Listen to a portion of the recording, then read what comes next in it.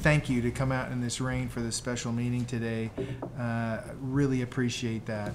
Also, I want to apologize for not getting the 10 a.m. start like you requested. We had some noticing issues, but we're going to make sure, I'm assured we're going to make sure that starts happening in January, January 3rd and 17th. Those are the 2 meetings where we start the new year. We'll make sure you start at 10 because I know you wanted to start a little later so the roads aren't icy. So our long distance commissioners and I apologize. can have a little more time. I apologize. That was our fault. And you'd probably noticed that Victoria's not here and Adrian is training Caitlin. And put your hand up, Caitlin. Caitlin hopefully soon will be taking the controls of the airliner here because I'm an aviation guy. But she's getting trained, and I appreciate Adrian doing that. And if you have any questions on that, just give me a call. But we really need to get some more depth in the public noticing and your meetings, and so Caitlin's going to do a great job. And with that, you did want the priorities. I'm going to send that I went to the Board of Supervisors and we talked about 13 priorities that they had, and they said, yeah, we want you to work on those, and I will send them to you. And if you want to talk to them, you can call me, or if you want to talk about it at the next meeting, we can do that as well. So, but I will get those to you, and so you can see them. You're going to recognize a lot of the projects. They are ones that all the staff are working on. So, and with that, any questions of me? Well, thank you. All right, I'll turn the meeting over to Adrian. Okay, now is the time for matters from the public. The Planning Commission welcomes participation in commission meetings. This item is limited to matters under the jurisdiction of the commission that are not on the posted agenda and items which have not already been considered by the commission. No action will be taken. Does anyone wish to address the commission? Seeing none and having no consent calendar, we will move to case 6A, GP 2006-0008 / R 2006-0012.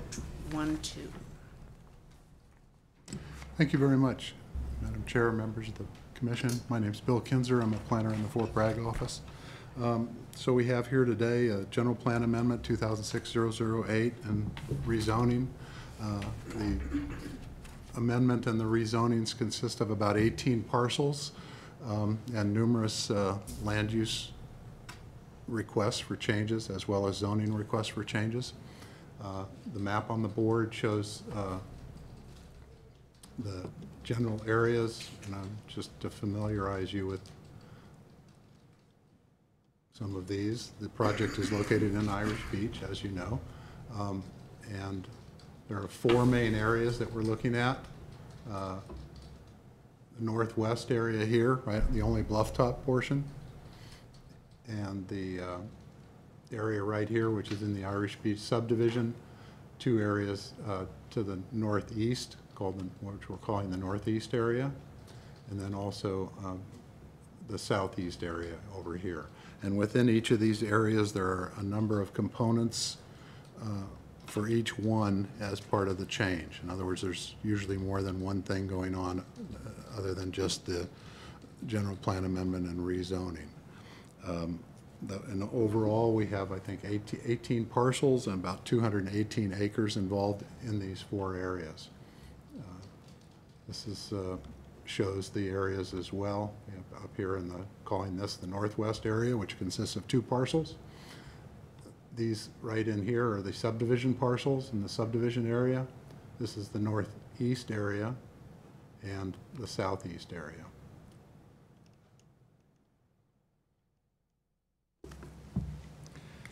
So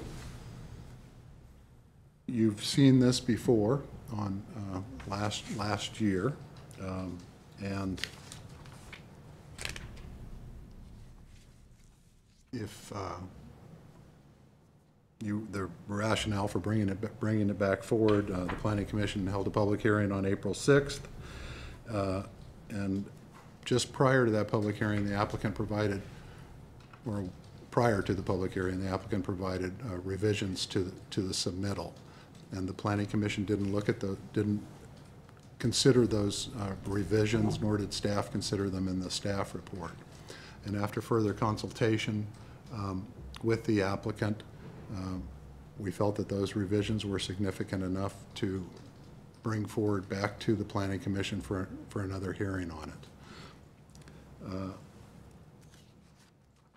The project consists of numerous amendments to the general plan and land use map. Let me see if I can call up. So in the northwest area, if you look at table 1 of your staff report, we have 2 parcels, 17 acre and a 0.24 acre parcel. They're currently rangeland visitor accommodations with a star 2C designation for a conditional use for an inn up to 20 units, 5 to 20 units. And the request is to change the designation from rangeland to rural residential 5 acre minimum plan development, paren 1 acre plan development, and include within the urban rural boundary. The existing zoning is RL 160. Again, the similar change in the land use, the residential land use, and also include a commercial PD in there. So a portion of the project, which we're going to provide a handout to you that shows the area that Mr. Moores has proposed for the commercial plan development on that. The second area consists of these parcels that are within the Irish Beach subdivision. They're currently RR5 rural residential, 5 acre with 1 acre plan development. And the request is to downzone those to make them RR5 2 acre. Similarly, exactly the same with the zoning. So they would go from 1 acre minimum lot size to a 2 acre minimum lot size, thus potentially freeing up additional or reducing the number of overall lots that could be included in the Irish Beach development. Southeast area consists of 5 parcels, and they're rangeland 160, and the request is to move the star 2C in designation to portions of these parcels and keep the rangeland on about 39 acres, and then on 2 of the parcels, or on other acreage within the parcels, to change it to timber production zone. So we would go from RL 160 to 39 acres remaining RL 160, but with the added 2C designation.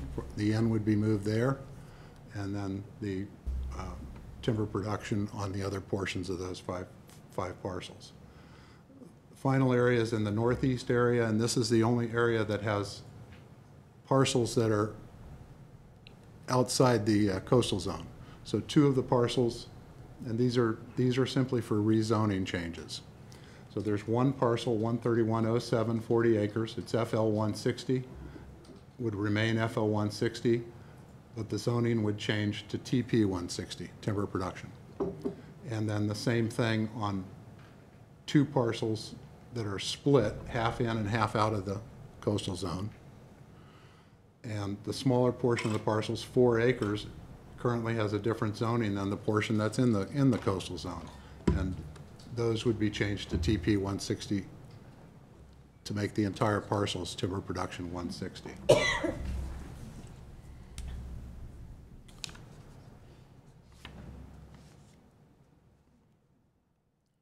There are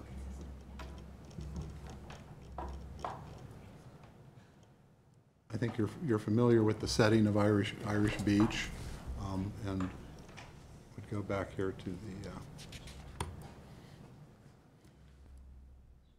this explains the geography of a little bit of the area that will come into play as we go through the staff report.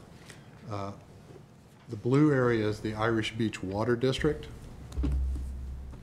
You can see that all of the parcels are included in the Irish Beach Water District except for those 2 in the northwest area. And this is the urban-rural boundary as it currently exists that I'm tracing right now. And so the majority of parcels proposed for this development are not included in the urban-rural boundary right now. So the areas in the northwest and the areas in the southeast, the only ones that are part of the Irish Beach subdivision are included in that.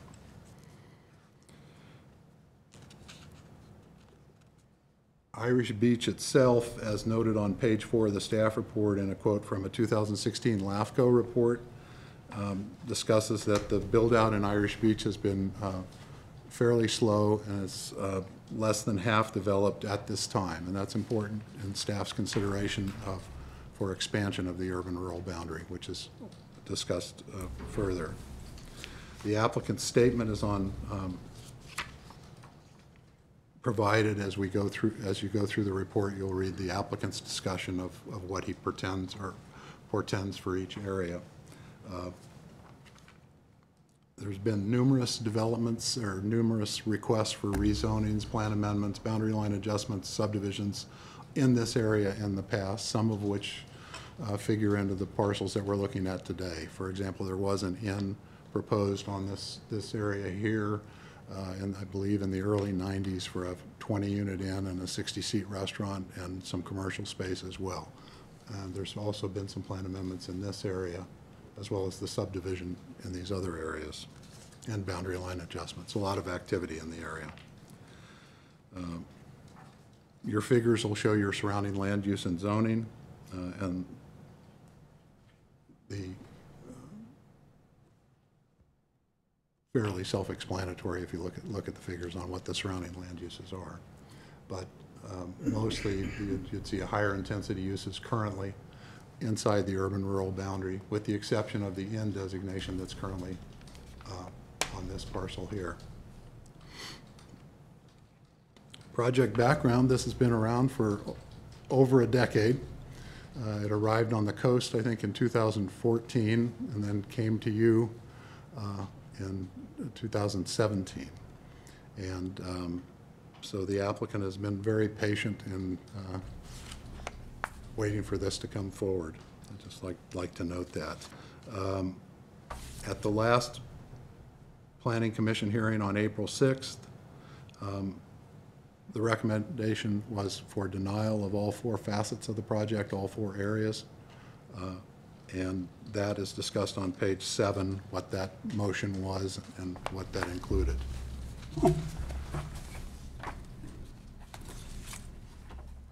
For purposes of analysis, we've divided the area into the 4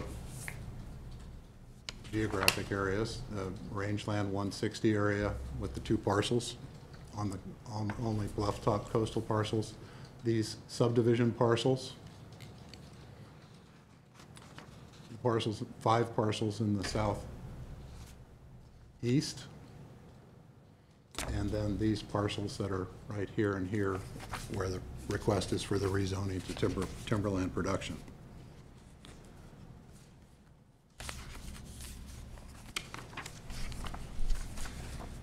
The key issues are summarized on page 8 of the staff report, and they remain that staff believes that this is overall many facets of the project provide a premature expansion of the urban-rural boundary, which we will get to.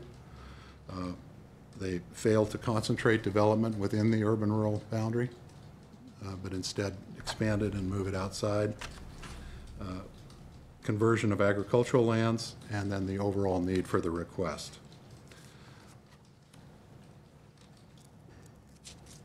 Focusing first on the northwest area with the 2 parcels. There are 6 components to this portion of the request. First is the transfer of the visitor accommodation services, a general plan reclassification from RL Star 2C to the RR5, RR1 PD, rezoning of those as well. Oh, and to commercial. Rezoning, staff report says an indeterminate area, but we now have a firm idea of where the commercial PD is proposed. It would consist of 16,000 square feet, approximately in this area here. And that's in the memo that you have as figure 1.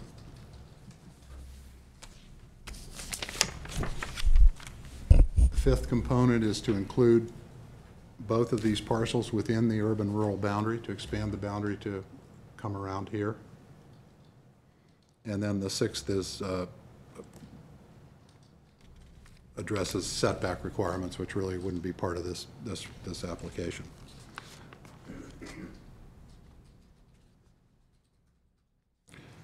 There are a number of environmental limitations on these parcels.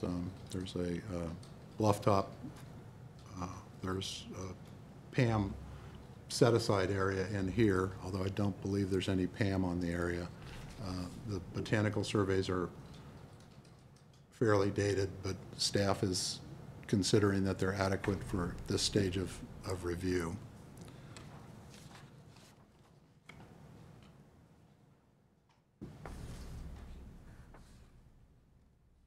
Regarding the transfer of the visitor accommodation and services, the inn designation, staff finds that the current location of the inn is a good location for it, and it hasn't been proven that it's not feasible to do it at this location, somewhere between 5 and 20 units. The plan, if you read some of the policies in the plan and in the coastal element and the discussion of issues, it notes that priority use should be given to outstanding sites, and they shouldn't be preempted by other uses when you have a designated star 2C for a conditional use for a future inn. That those outstanding sites should not be preempted. The appropriateness of the transfer depends, as the discussion in the plan notes, depends on the design of what's proposed, and we don't have a firm idea of what is proposed for where this is being transferred. The expectation of the inn is from 5 to 20 units, and not necessarily the maximum of 20. And the relocation of the inn on this site could result in a reduction in public access to the coast if the future inn were built. The reclassification from our rangeland to rural residential, the applicant has provided information that shows that the rangeland itself potential is limited. That University of California letters from them show that it has limited rangeland capability. However, simply because it has limited rangeland capability doesn't mean that it's appropriate for expansion of the urban-rural boundary to allow future commercial or residential development. That would reduce access to the coast. You would have adverse cumulative impacts where you now have development in 2 different locations instead of just the one. There's, at this point, does not appear to be an additional need for residential development in this area, with the number of vacant parcels that still have yet to be developed. Less than half have been developed.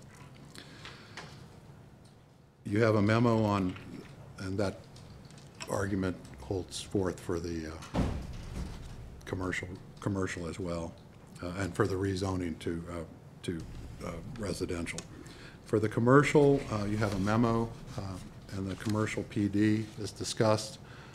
On a property of this sort, with the coastal development process, the commercial PD doesn't add a whole lot to it. We would be taking a close look at the environmental factors and features on the property on any coastal development permit. The memo does detail some of the advantages of a commercial PD. However, in this instance, we're dealing with just one small parcel that would be addressed. Most of the issues would be addressed already, whether it was commercial or commercial PD. The commercial PD, I think the main point is that it doesn't allow you to limit the uses. And so if we rezone this and change the general plan to commercial PD, it doesn't restrict it to office use as requested by the applicant. The next owner of the property could come in and put up a retail outlet or a gas station or something else there with either a coastal development permit or a use permit. Actually, it would require a use permit with the PD. So expansion of the urban-rural boundary, we've discussed. We don't believe, staff does not think that there's a need for expansion of the boundary given the amount of area that's left undeveloped. Within the Irish Beach subdivision, so staff's recommendation on all 5 of those components is for denial. It is a small area, and the applicant is not proposing a great deal of development, but there's uncertainty still in what is being proposed, especially the uncertainty associated with the commercial. Also, the property has development potential as it is. It has the capability of putting up to a 20-unit inn and a single residence on the site. That serves as a good buffer between the urban-rural boundary and the transition into the rural area. So if you don't have a strong need for it, we don't see staff does not see a strong need for that change. Second area here is within one of the Irish Beach subdivisions, and it's the request to downzone the parcels. Staff thinks that while the request of the applicant, we know why the applicant is trying to do this. He wants to make it so that there's no increase in residential development overall in the area, and by downzoning these from 1 to 2 acre RR, he would reduce the number of future lots that could be developed in the area. However, this is inside the urban-rural boundary, and that's with water service and road infrastructure, and that's not where we want to be lowering the density. If anything, that's where we would want to be increasing the density.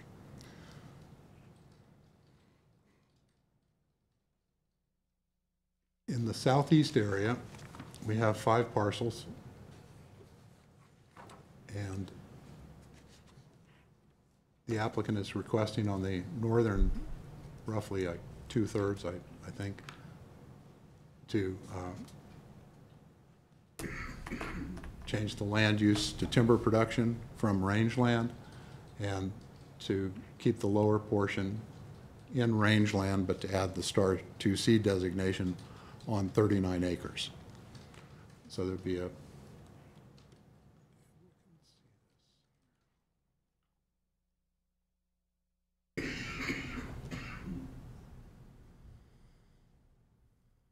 So this portion here would accept the Star 2C designation for the inn and remain in rangeland, and this portion here would be changed to timber production.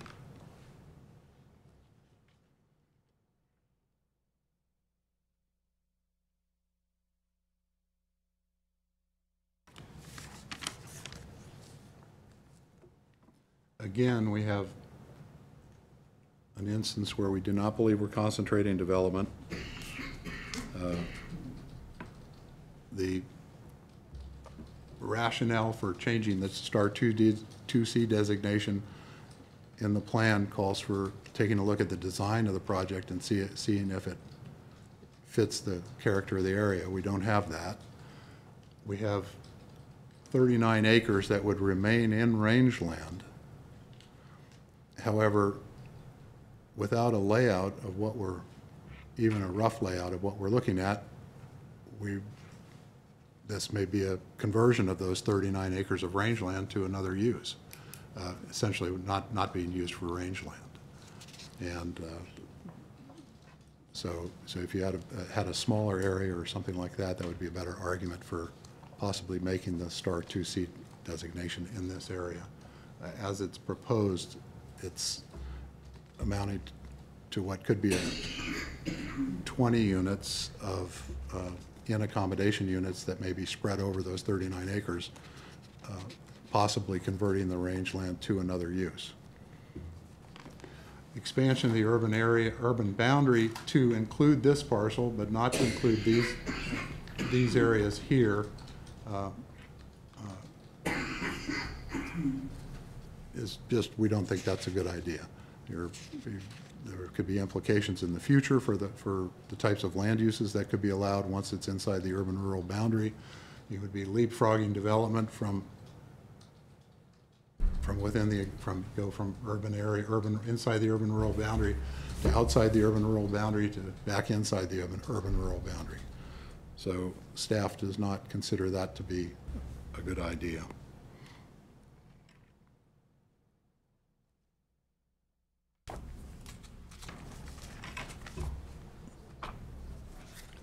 Finally,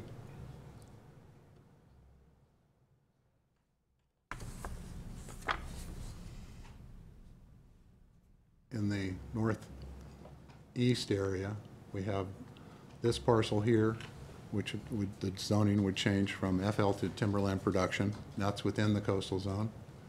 And this portion here, which is currently rangeland, would also change, and that's outside the coastal zone. That's the coastal zone boundary right there. That would also, that would join the rest of the parcel in becoming timber production. Staff finds that the request here is consistent with the general plan and the rezoning because it has been included with all of these other requests that staff does not find consistent with the general plan and the zoning code. We have recommended denial, but we do have an alternative motion if you wish to consider it for the northeast area.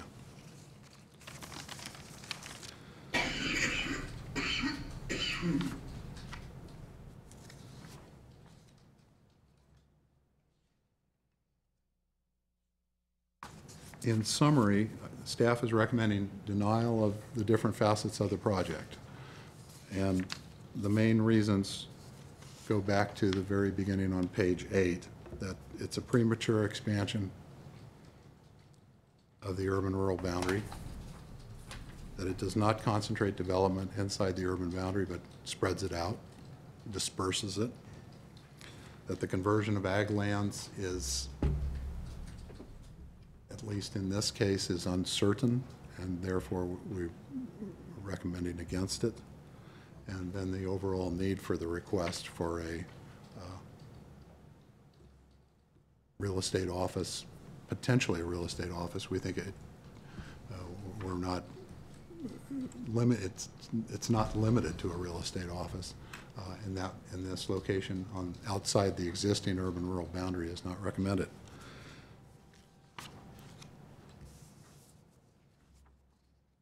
And that summarizes staff report with recommendation for denial for the different facets of the project. If you have any questions.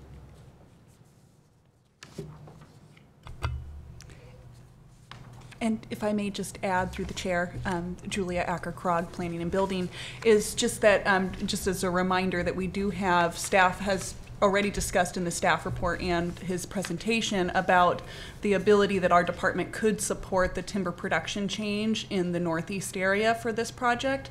So as a result, we have prepared as a revised resolution should the commission choose to want to approve that portion of the project, which we can distribute for your consideration as well too. Any other questions for staff?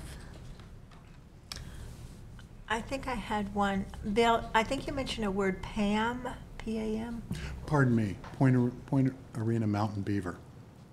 Oh, Sorry. yes, I did read that in here. Thank you. State mammal. And I did have one question for staff. If any portion of this is approved today, could you clarify what the process would be for Coastal Commission buy-in on this? Sure. So go to the Board of Supervisors, and assuming they took the same action, if you were to approve that portion, the coastal portion right here would go to the Coastal Commission and must be approved, certified by them as a change to our plan. This portion would not. So that would be split out. And what's the approximate timeline for that? I'm not asking you to guarantee their timeline, just based on your experience. How long does something like that take to get through the Coastal Commission? Something like this The last time we had something like this was the Mendocino Town Plan, and that, of course, took a number of years. But a plan Decades, one amendment might of this almost sort say. would probably be fairly straightforward. It's conceivable they could ask for an update of information, which could delay the project, but 90 days. Okay, thank you. Mr. Whitaker, you can have a seat. We're not quite to the public hearing yet.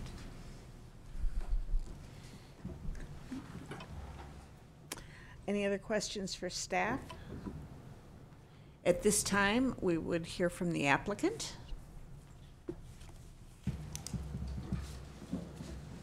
Mr. Chairman. Morning, Commissioners. I do appreciate your taking the time to have this special hearing. I would like to begin by looking at some of these exhibits that I mailed or had mailed out to you through Victoria. I'm assuming you have those. I don't know whether you brought them with you. Did you, by Yes. chance, bring those with It's you? all in our packet. Yeah. Okay, one of the exhibits I particularly want to draw your attention to is, well, first of all, I want to try to simplify this thing so it doesn't sound too complicated or isn't too complicated for you. There are really 4 elements to this project. One of them is to apply TPZ zone to land that's already zoned forest land, because it qualifies for timber preserve. And as you heard from staff, at least I think I heard from staff, that they have a resolution prepared and that they are prepared to support the TPZ zoning request. The California Public Resources Code Section 51113 requires that if you have TPZ zoned or TPZ qualifying land, and you have a licensed forester's report supporting its inclusion in the TPZ, which we have in this case, that it be zoned TPZ. The county council here can confirm that that's the situation. So I'm assuming, and I would like to see if we could get it off the table so it uncomplicates this thing, because it's 1 of 4 elements. If the commission would be supportive of the fact that the staff is prepared to, I think, accept the TPZ zoning things, then I'd like to have you take care of that and get it off the table so it just takes one of the elements of this thing off the table for us to have to mess with further. I don't know whether you'd like to consider doing that first or do it later. I don't know. We would like to hear your presentation. Okay, first. well, to begin with, there are 4 areas with the TPZ zone. One of them is the northwest or northeast blue area. That's already forest land, and it's definitely, it qualifies, according to licensed forester, it qualifies for TPZ zoning. And you'll notice that it's adjacent to TPZ zoning. All it's going to do is add to the existing TPZ zone that's in the area. The 2 parcels that are over on the east line outside the coastal zone are parcels that already exist.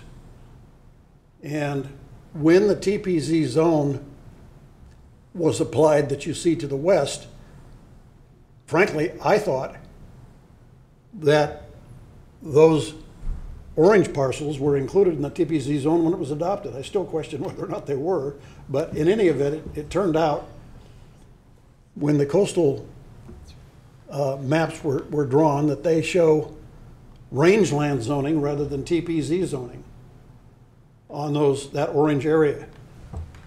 It is all forest land. There is no open grassland on it. It's exactly the same as what's adjacent to it. And so we've asked that that be added to the TPZ zoned area. I don't see any reason it shouldn't be. Nobody's proposing that another use is appropriate.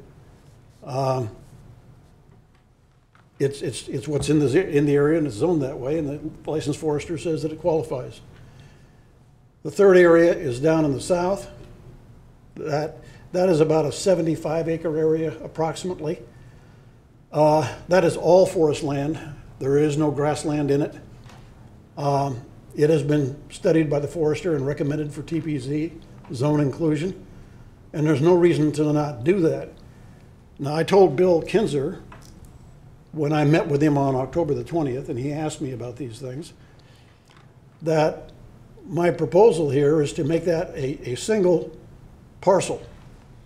Right now, that forested area in the south has some parcel lines that go across it, which I would expect to eliminate to end up with one certificate of compliance for the purple area as one parcel, the 75 acres of forest land.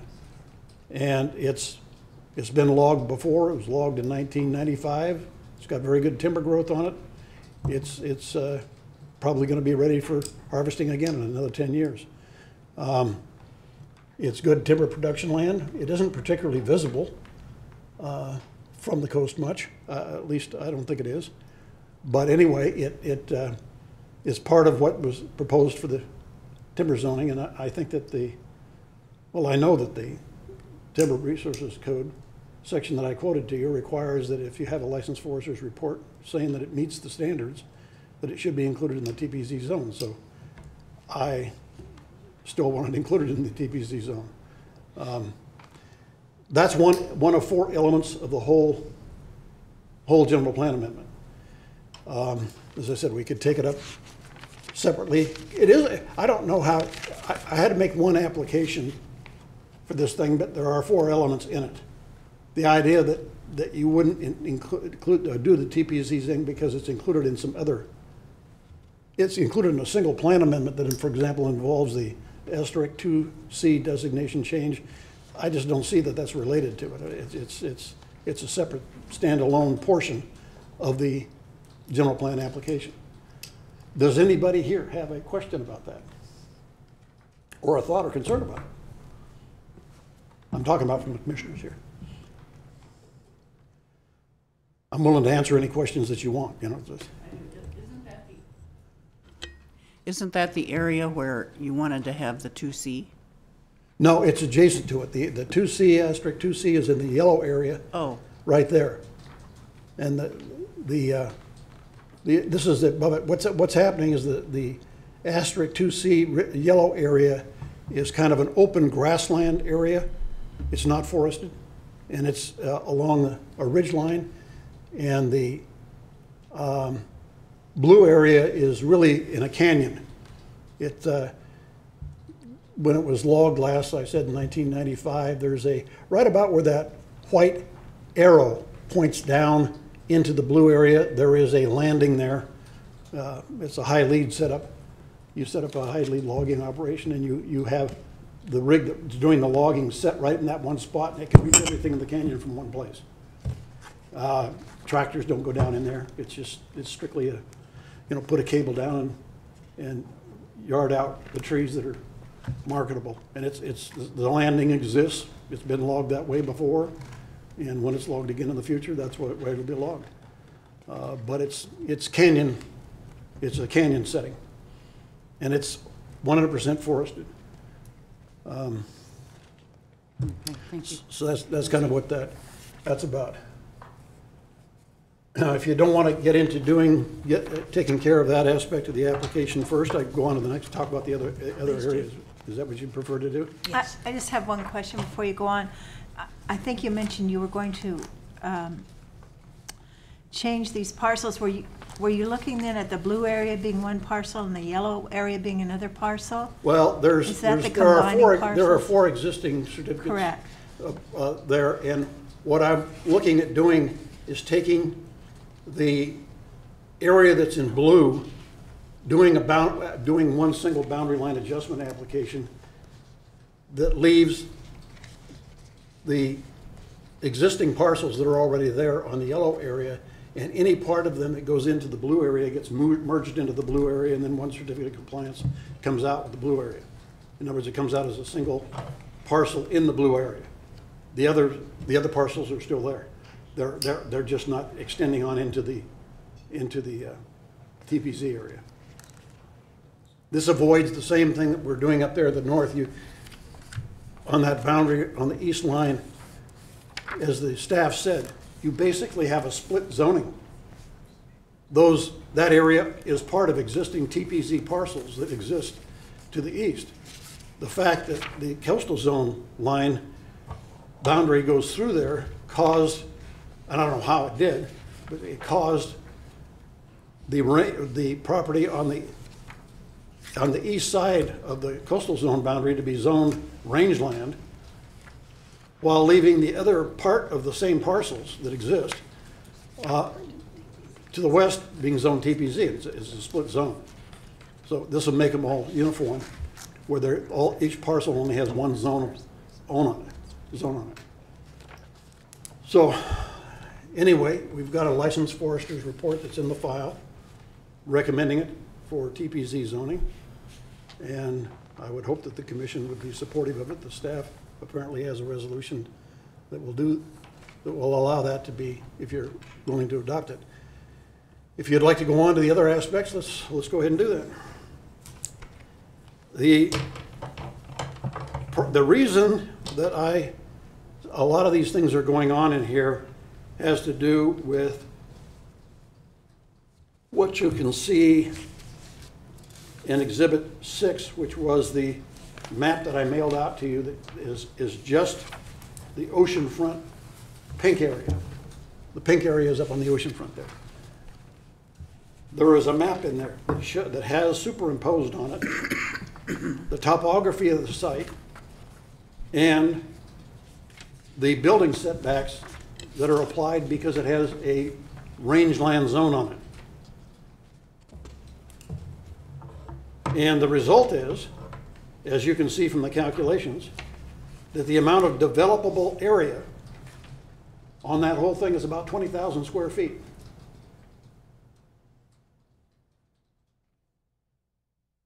And my contention is that it's unreasonable to think that you're going to do any significant in-development on 20,000 square feet of property.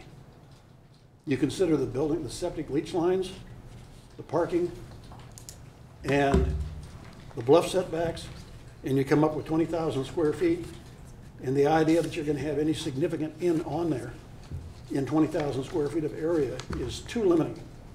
And that's only the first consideration. The second consideration is that in 2010, the Coastal Commission did an analysis of an application to have an additional parking place at our office at Irish Beach, which is on Know Your Way. It's on the ocean side, right on the highway. Comes off on the ocean side there. And what they determined was that the drainage ditch that runs alongside the county road on the frontage of the parcel is an ESHA, what they call an environmentally sensitive habitat, a wetland. And that you couldn't have any additional parking because of that. And the ESHA isn't just the bottom of the ditch. You go to the bottom of the ditch, you come up the banks, and then when you get to the top of the bank, then you go an additional 50 feet setback from that, and that's your wetland area. It actually extends into, to some extent, extends into our existing office building. And the result is that when the staff first came up with that determination, we appealed it to the State Coastal Commission and were turned down. The State Coastal Commission's already looked at it and determined that they're not going to reconsider whether or not it's a wetland or whether or not you can have any additional parking on it. You can't. It's a closed book and it's not open for discussion.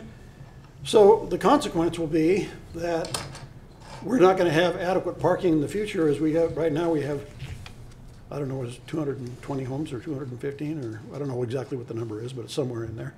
And eventually, when the community is completely built out, it's planned under the coastal plan to have 471.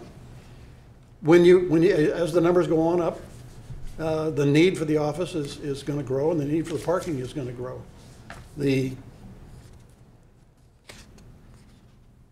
My position is I want to provide not only for the community and also for myself and for my family, a real estate office, which is what we have there. And it's going to provide not only real estate sales services, but also vacation rentals. The operations at the Coast office up there are, you're not only doing real estate sales, you're also doing vacation rentals, and people tend to arrive, you know, on Friday evening at 8 o'clock or 9 o'clock. They may not be familiar with the area. It's essential that you have a location on the highway where they can easily get to it, get in, and check into the office and pick up the keys and get around and get information about where to go. And with this issue determination, it's really going to mean that isn't going to be a suitable office thing. Now, I submitted to you, and I think you read, hope you did, the letter from the Coastal Commission staff urging the county to adopt a commercial spot. The Coastal Commission's position is that that site is not zone commercial. If you try to get it zone commercial, we wouldn't approve it anyway. And if you are going to have one, you're going to have a commercial designation going somewhere. Now, the Coastal Commission did not go so far as to tell you where to put it. They just simply said they urge you to have one, and they agree that having a visitor serving facility, which is what the office is considered by them to be, is a top priority item, and it should be provided in the plan. One of the things that happened here, we're coming out of this with a staff recommendation for no designation at all. The designation has to be commercial. The Coastal Commission has already stated that. It's considered non-conforming not to have it. And so it comes down to, you have to have a commercial zone somewhere if you're going to have an office. And we applied to put it in the pink area on the southeast corner of it. And it takes up 16,846 square feet to do it. That's to provide some parking and pull-off space in the building, and but it does not include the leach field. And we haven't, as far as I'm concerned, we haven't heard a good reason now why not to do that. The coastal staff, like I said, the bottom line is no commercial designation is provided, therefore there could be no office.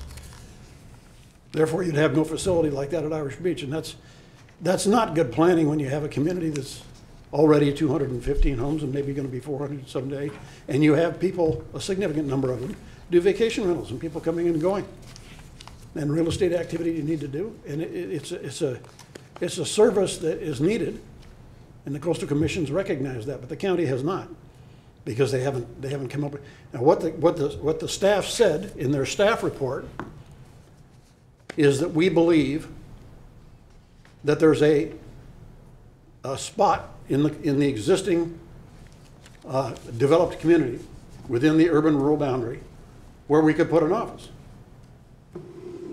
They said that before, and I met with them and I told them, and I gave them copies of it.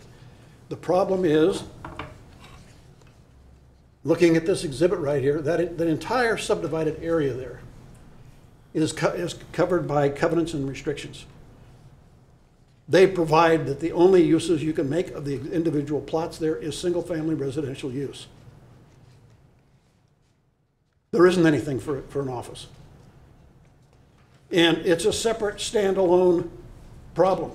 Even if the county wanted to zone a parcel commercial, any individual owner of property within the development would have legal standing to go to court and say, no, we have covenants and restrictions in here, and it's not allowed to have commercial here.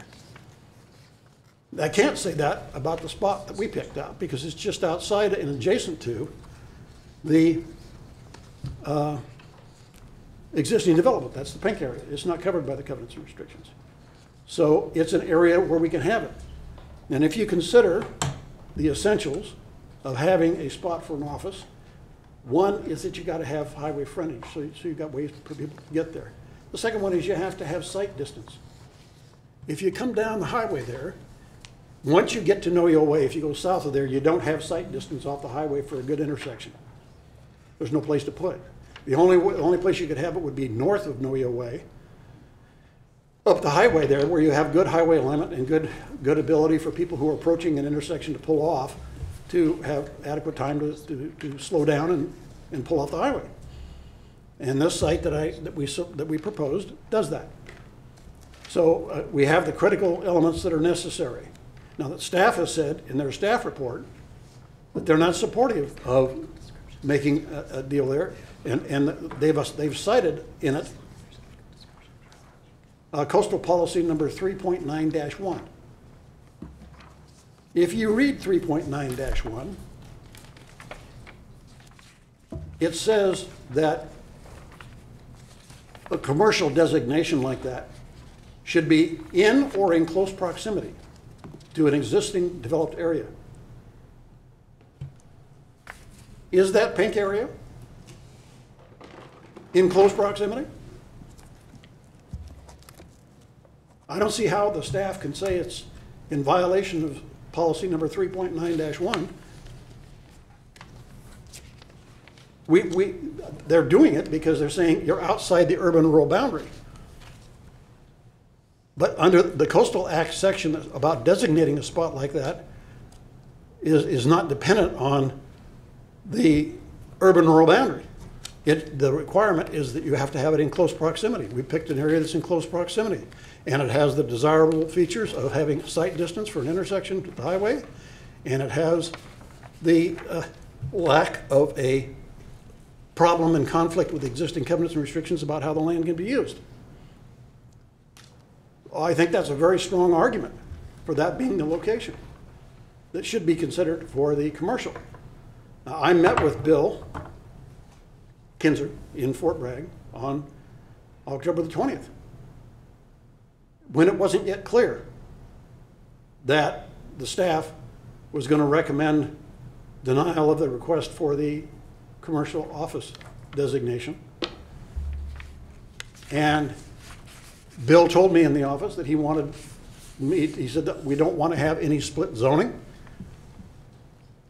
So if you're going to have the pink area zoned for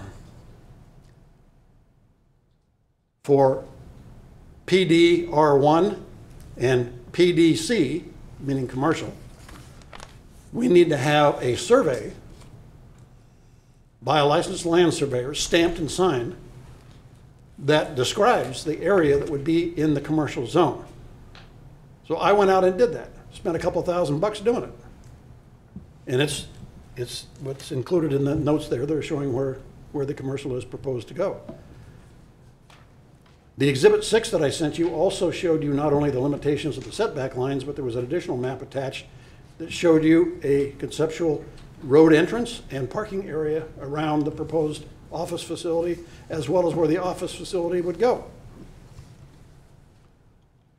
Now, the staff said, just got through telling you, that once you zone it commercial, there's nothing you can do. I mean, somebody can come in later and put a gas station in there. I have a little problem accepting that, because my only intent in doing the commercial designation is to provide a spot for a visitor serving reception facility, real estate office, vacation rental area. And the idea that we can't control it, to me, is inconsistent with the PD zone. What is PD zone? It's planned development. What does it require? If you make a proposal, you have to submit for a use permit. You cannot just simply go out there and do something. You have to submit an application for a use permit. And if somebody submitted an application for a use permit for a gas station, the staff would have a good standing and a good ability to, in my opinion, to say, no, this is going to be for office use, and that's what it's for. And the idea that you can't do anything, or we can't do anything to ensure that only an office use could be made there, I have a credibility problem about it. I don't think that can be said at the same time that you're not entitled to go ahead and do anything until you get a use permit. And you got to have a use permit. So I think provision can be made for ensuring that it's only used for an office. The other thing that enters into this is the fact that not only do we have an impractical problem of having an asterisk 2 20-unit in designation on a parcel that's only 20,000 square feet.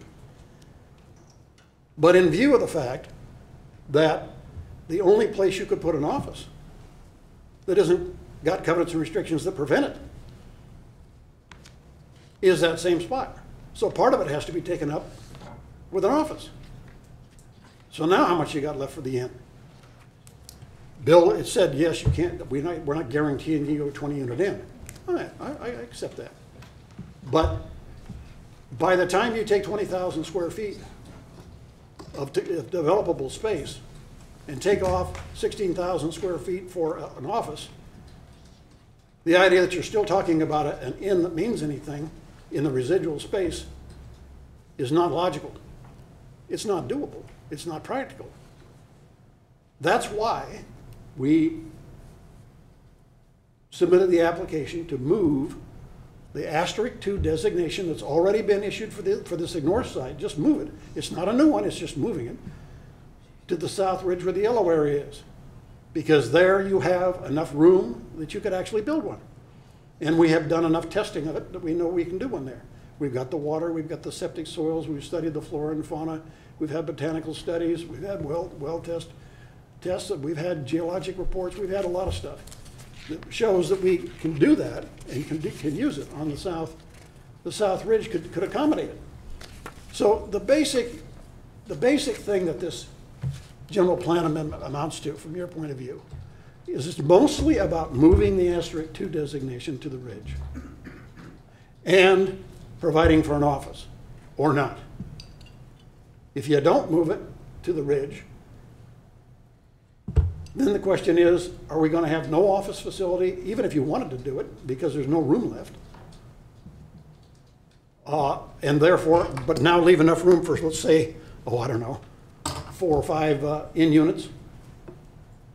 Or are we going to provide an office facility, and in the process of doing it, we've reduced even further this small amount of area, and we're still looking toward trying to contend that we're really going to have a reasonable inn on there? It's not practical to assume that you're going to be able to do that. And I think that it doesn't take a sophisticated analysis to see that that's the case. If you look at that Exhibit 6 map and look at the amount of area, and then look at the legal surveyor that I performed, that Bill asked me to perform, reserving, and it's going to take 16,846 square feet to be able to put an office in there with some parking. There's just, you know, the amount of room that's left is just not an insight, that's all. The other thing that enters into this is staff is contending that if you make a commercial area, or if you zone this property differently than rangeland, you've got a violation of, and it can't be done because you're in violation of policy number 3.2-16. That's why I sent you guys the sections that relate to this, and I'd like to go over those with you so you can see what we're dealing with. The sections that 3.2-16 is dealing with is converting prime ag land to other uses. Section 20.308.095 defines what is prime ag land. This oceanfront piece has a letter in the file from John Harper, the agricultural commissioner in the county, saying that that property doesn't qualify as rangeland. You'd be lucky to get more than 1 animal unit out of the entire use of it for this. To begin with, my house is right next door here. I've lived there for 40 some odd years. The property has never been used as rangeland. That's also one of the criteria, by the way, that's analyzed in a proposed, quote, conversion. So if you look at the 3.12, first of all, the 3.2-116, it's basically saying, I should read it here instead of trying to remember everything. Agricultural lands, and that not prime agricultural lands, shall not be divided or converted to non-agricultural uses unless continued or renewed agricultural use is not feasible. That's the case. So why are we having a problem with conversion of agricultural lands? I'd like to direct your attention to the staff report, page 13 at the very top, where the staff says the applicant has submitted evidence that the property cannot be continued or renewed agriculture, is not capable of either continuing or renewing agricultural use on it. That's the staff's own statement. It's completely, the exemption from converting is that there is no continued or renewed agricultural isn't feasible. And the staff has said on page 13 at the top, it's not feasible. Yet they're telling you that it's a conversion of agricultural land. The problem here originates from the fact that the property should never have been zoned rangeland in the first place. And we're building up a big argument to justify an argument that we're converting agricultural land, all based on the fact that we're dealing with a property that should never have been zoned rangeland in the first place because it doesn't qualify for it. And I don't see the logic of ignoring the fact that it qualifies for exemption, so that when you go to your resolution that they asked you to adopt to support the staff recommendations, the very first one, finding number 1, is asking you to ignore the fact that this is not prime ag land, and renewed agriculture has already been admitted not to be possible there. That's completely contrary to the finding they're asking you to adopt. It's evidence that what the staff is saying is not, as a justification here, is not factual. It's not supported by the evidence in the file. So the other aspect of the application, which I'm talking now about on the oceanfront piece, what we've done is we've said we would like to have the zoning changed from PDR1, from rangeland to PDR1 and PDC, commercial. And I've given you the justifications for the commercial. It all has to do with the fact that the existing office only recently, in 2010, was determined to have a wetland in the frontage of it and can't be used as a commercial site. So that's why we're asking for the PD commercial. And we're not looking to do something other than simply put an office in there. We're not looking to do a gas station. We're not looking to do some other commercial project. The R1 PD is just merely extending the existing zoning that applies on property adjacent to it to the south. Now, the staff says that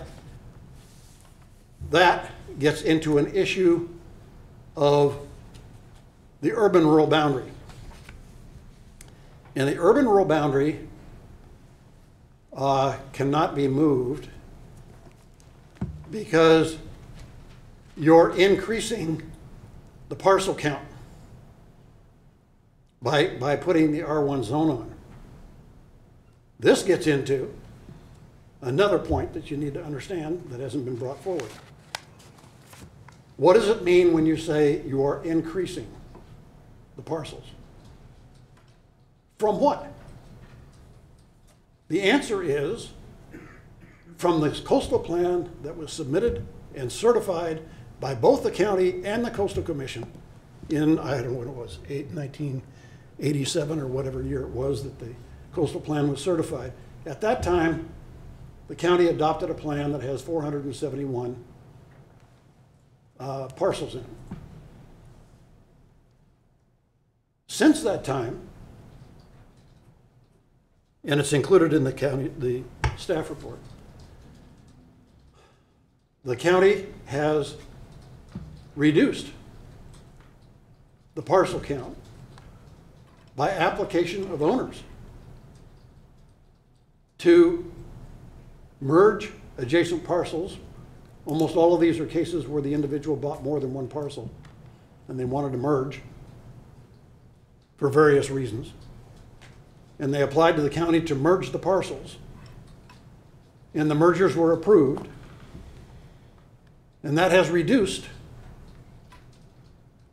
from 471 the number of parcels that could be within the Irish Beach development area.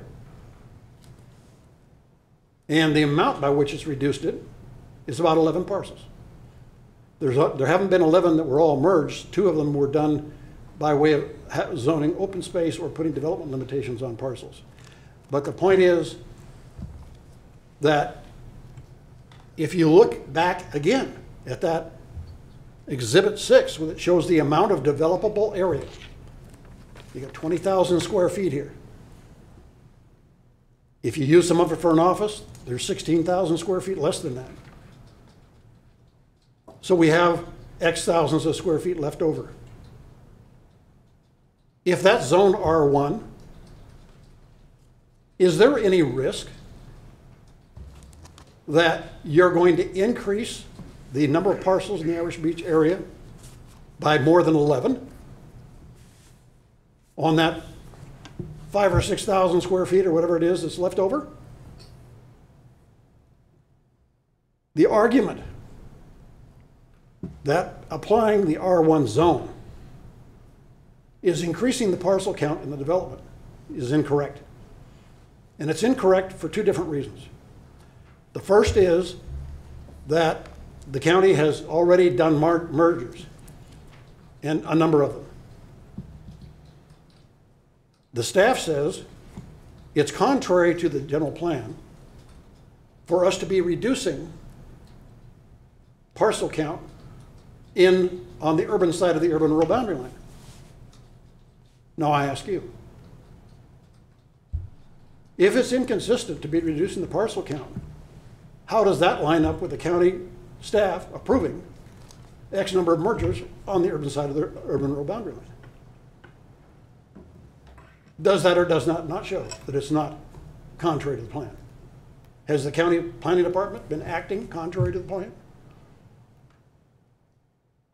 Can the county merge parcels and reduce the parcel count? But if I make an application to do so, I can't. That's the argument. Now, that argument, however, goes to a point where maybe we don't even have to go. I've applied to reduce the zoning parcel, the possible parcel count, by reducing zoning on 8 parcels from R1 to R2. That means that the minimum size for those parcels would be 2 acres, not 1. And I did that, admittedly, and as stated by staff. I did that as just one additional insurance, that if you zone the pink area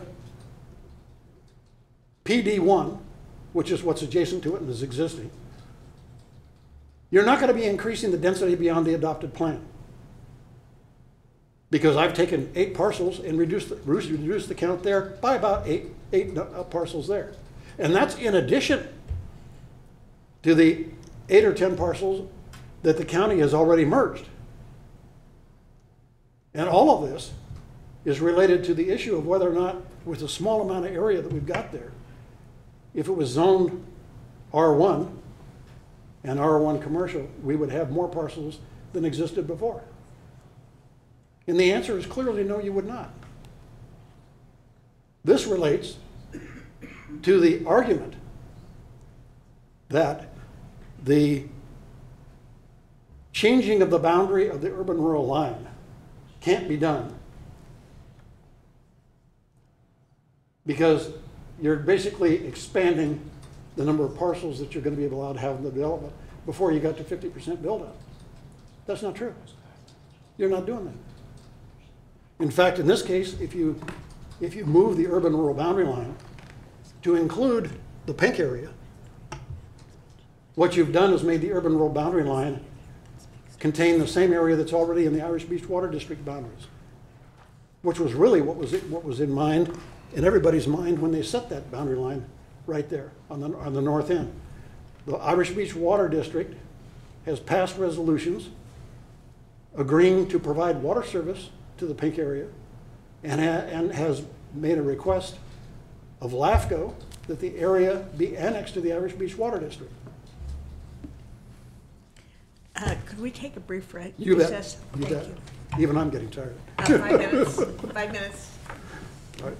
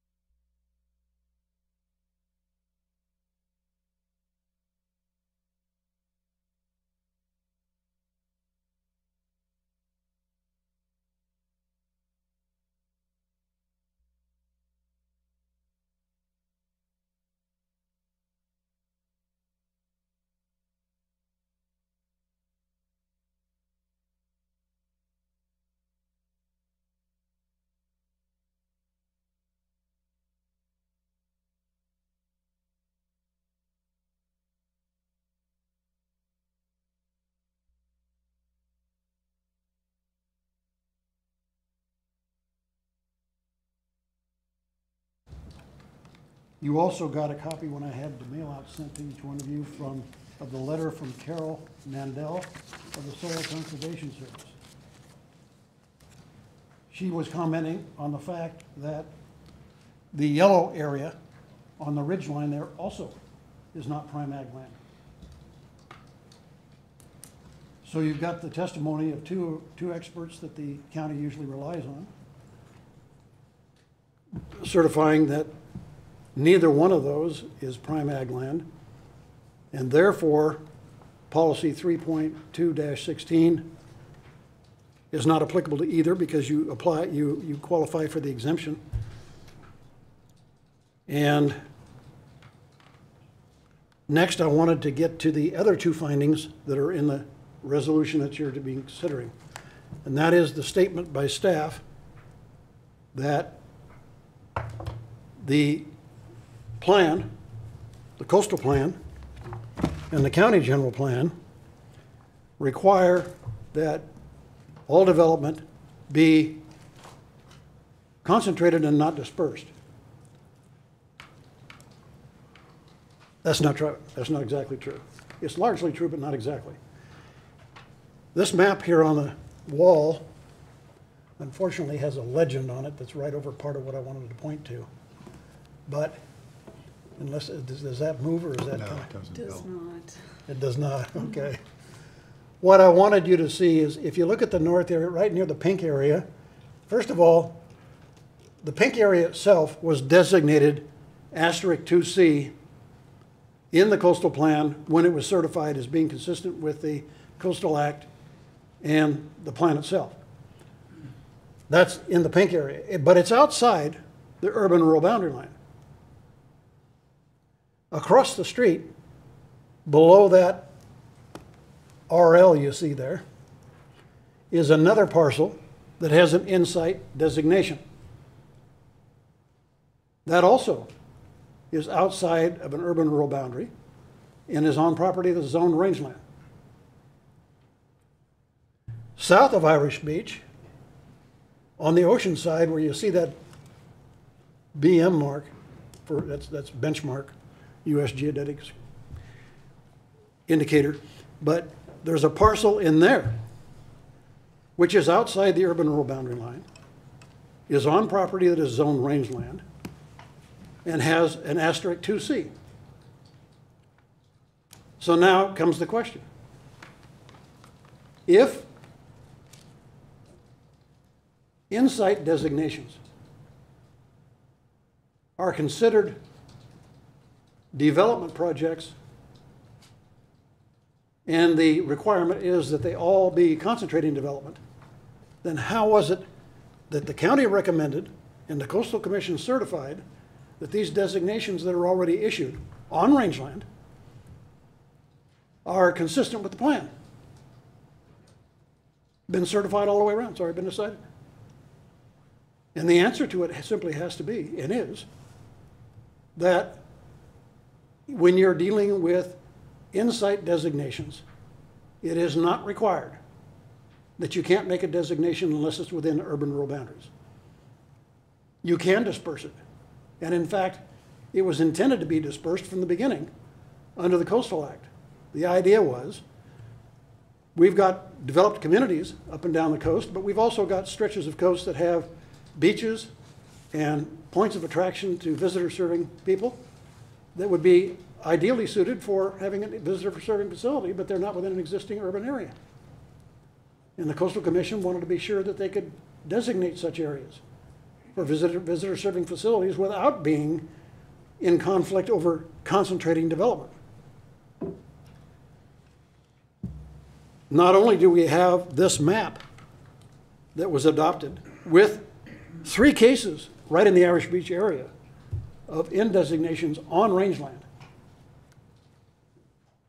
but we have as well the Coastal Commission's November 30 letter that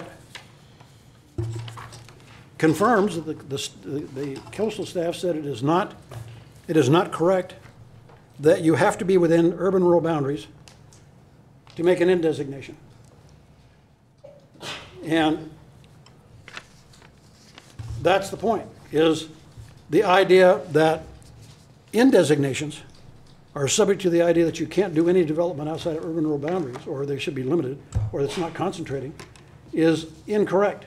The planning criteria in the coastal zone is not the same as it is inland. Inland, yes, you have consolidation, but in the coastal zone, there's a special exception for visitor serving facilities. And that is the entire principle that is being promoted by the staff in findings number 2 and 4 on the resolution that they're asking you to adopt. They're asking you to find that should you decide that it is correct and advisable that the in-site designation in the pink area be moved to the yellow area because it doesn't have enough development area, would that be dispersing development, not concentrating development, and therefore contrary to the plan? And the answer is no, it wouldn't. And it's proven by this map, and it's proven by the Coastal Commission's own letter input to the file. So it's not correct to say that you are dispersing contrary to the plan. The finding isn't factual. Just like the first one that said that you're converting ag land. It's not factual. You have the letters from the advisors saying that it's not prime ag land, and it qualifies for the exemption. So I just thought we ought to go over those findings, because the staff admits at the beginning of the resolution that they're asking you to adopt that the basis and justification for their recommendations is the findings that they're asking you to adopt. But if you look at the findings, you find that they don't justify it, and they're not correct, and it's not factual. And I'm not saying that just to criticize. From your point of view, to sum it up, the issue here largely is, one, are we going to leave the Irish Beach development in a spot where it has no commercial designation for an office facility for receiving vacation renters and doing real estate sales and that kind of stuff? That's one issue. The other issue is whether or not the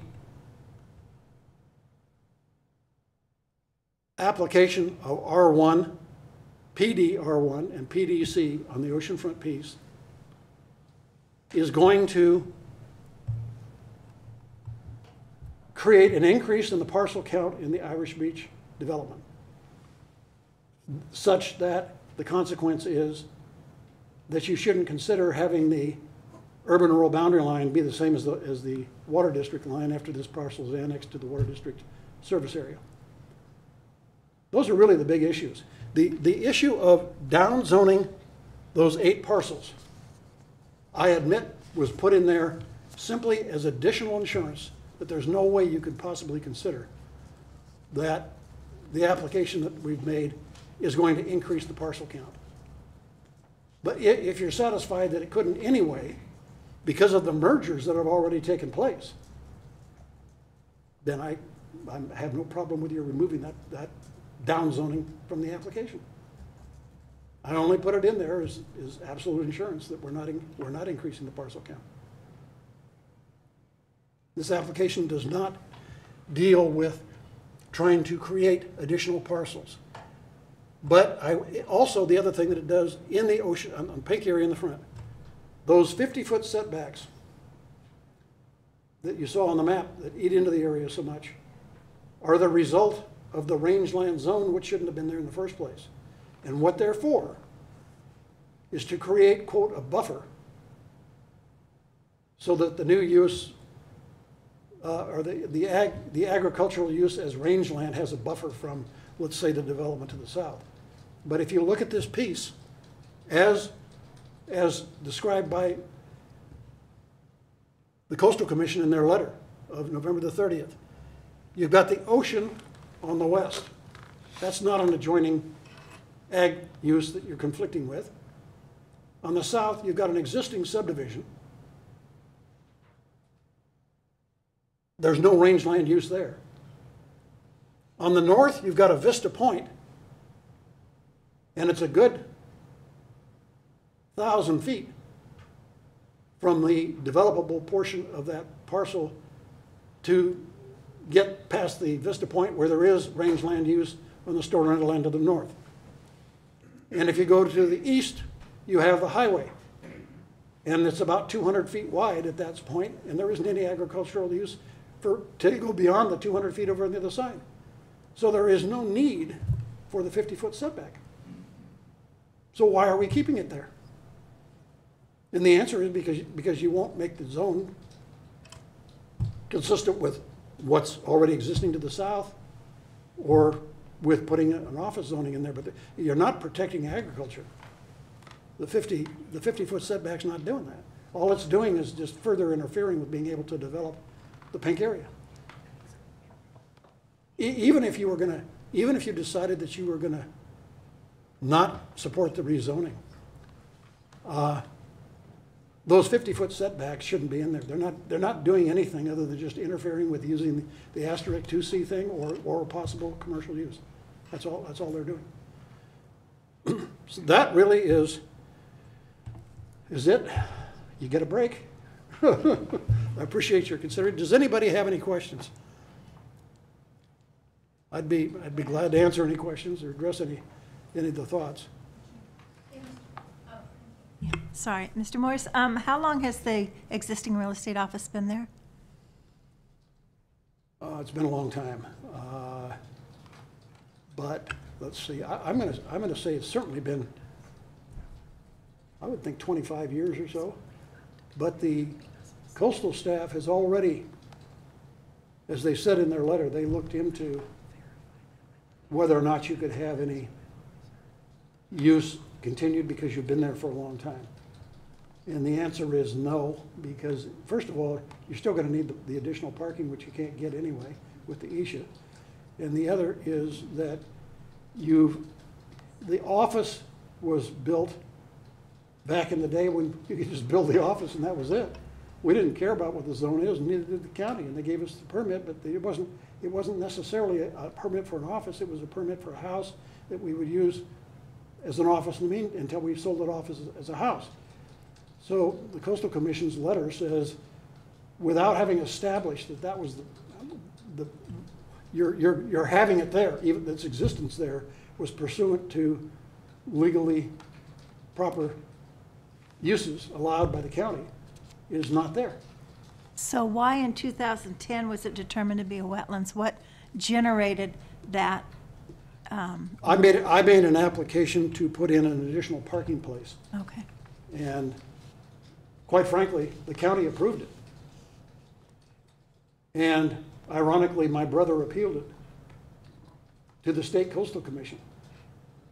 And the Coastal Commission determined that it was a wetland as a result. I had no way of knowing to begin with that it was going to have that outcome. And it certainly wasn't what I planned for or was looking for. But the Coastal Commission did make that determination, and they're not going to reconsider that. But your mind is correctly following the real issue here, which is, what do we do about the fact that there really does need to be an office there and there isn't one? And there's no property that's zoned that you could put it on unless you're going to grant the PD commercial zone that I've asked for on the pink area. With that, we could do it. And it's not going to have a gas station on it. They may say, but there's got to be a way in the use permit process for the PD commercial to control what's going to get put in there. I'm perfectly willing that it be limited to just the office. I'm not looking to do something else. Any other questions for Mr. Morris? Thank you. I'm assuming you're going to stay if anything comes up. Right now, I'm going to open the public hearing on this matter, and if there are any members of the public who would care to address this, the one speaker card I have is Mr. Whitaker.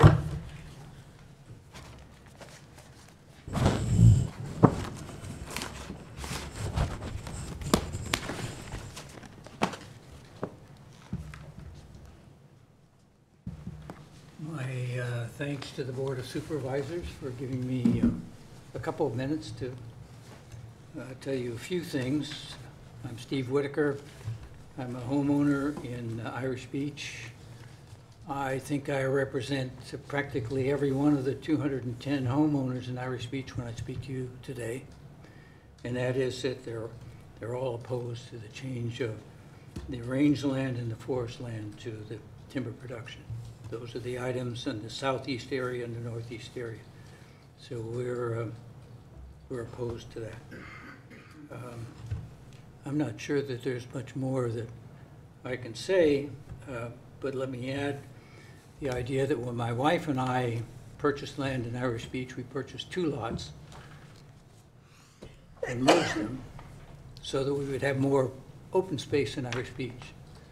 We did not do that so that the developer could subdivide some of his to keep the number of lots up at the same. We did it for the community, and we think we did the right thing.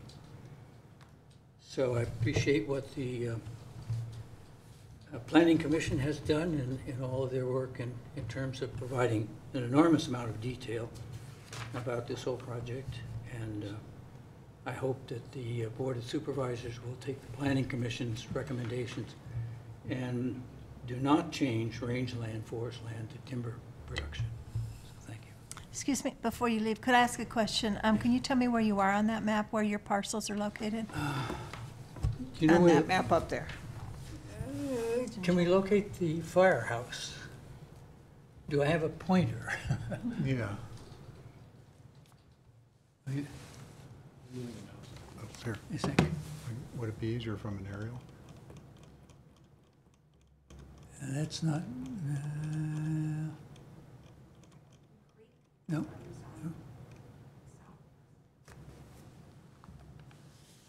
No? Oh, okay, right there, okay, there's the pointer. Move the pointer to the right a little bit. We're right in there. A little bit more to the right is the firehouse and the water district and what have you. That's the creek that you oh, wait a minute. Wait a minute. On here, let me drive you. On this side. So on this side here, this is where the firehouse is Right, located. okay, so half an inch to the left. Okay, so just right around in here. So we're right on the edge of Irish Gulch Creek there. Thank you. Thank you. Could I ask you one more question, sir? Yes. Yeah, I'm over here, on this side. No, in front of you. Hi. Yes. Would you be able to state what the reasons that the homeowners are opposed to the forest land designation? They're opposed to TPC? any kind of disruption that's going to take place there, which is mean logging trucks hauling away timber, changing the environment from what it is now to what it could be in a commercial operation. You know, the homeowners' investment in Irish Beach is probably 100 to 500 times what the developers is. That's their investment. If you add up the investment that the homeowners have put into that whole region, it's huge. And so they are anxious to protect that environment. And their contribution is just out of sight compared to the developer. The value of the developer's property may be 2 or 3% of the total value. Okay, thank you. Mr. Whitaker, you do realize there are numerous other TP zonings there where they could log as well? Yes, Okay. we'd like to keep them as far away as possible from the homeowners.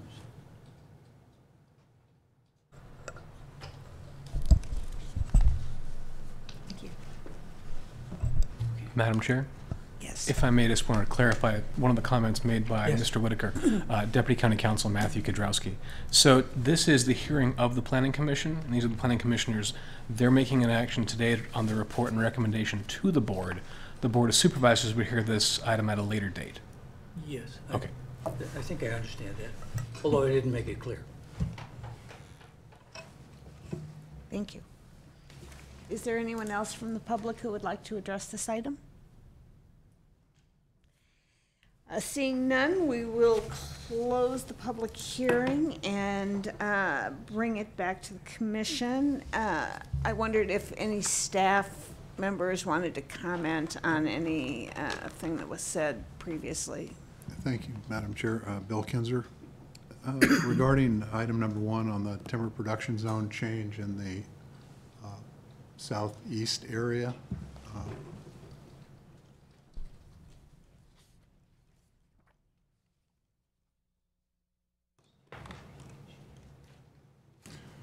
staff's recommendation for denial of that was based primarily on its linkage with other aspects of that portion of the project, expansion of the urban-rural boundary, the rangeland clearance,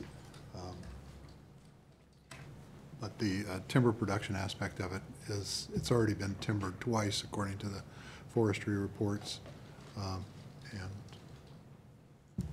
just wanted to note that. If I may add through the chair too, just for the benefit of the public, I just want to make it clear that a timber production zoning is not the only zoning in which you can conduct timber harvest activities. At any point, a property owner can decide that they'd like to harvest the timber on their property and work with the CAL FIRE, the Department of Forestry, essentially to obtain a timber harvest plan or an exemption in order to be able to harvest that timber. So a timber production zoning isn't the only zoning district in which timber harvest may occur on a site.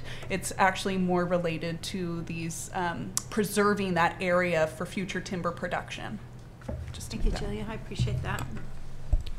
Deputy County Counsel Matthew Kudrowski, on the same point, we would, what that means is we would then, once the commission's done with its deliberations, if the commission was going to recommend the TPZs to go forward, which we believe it can, we would want a short break to revise even the resolution that was provided earlier to refer to additional parcels that would be rezoned to TPZ. The resolution in draft form that we prepared before today only referred to the parcels on the northeast section. We would need to add at least a reference to the portions of parcels going to TPZ on the southeast section.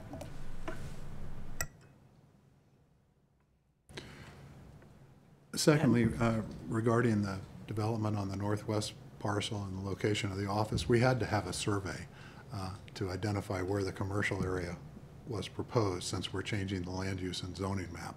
So we couldn't do it without that. We would, if you were to have approved it, we would have had an ambiguous area of commercial on this property. So that was the reason for the request for that. Simply because it's not feasible, and the applicant has provided information that it can't be used as rangeland, doesn't necessarily mean that it's appropriate for increased residential development or for commercial development. The property has an N designation and has an ability to have one house on it in addition to the N designation. Staff sees that as a feasible transition and use of the property from the urban-rural area.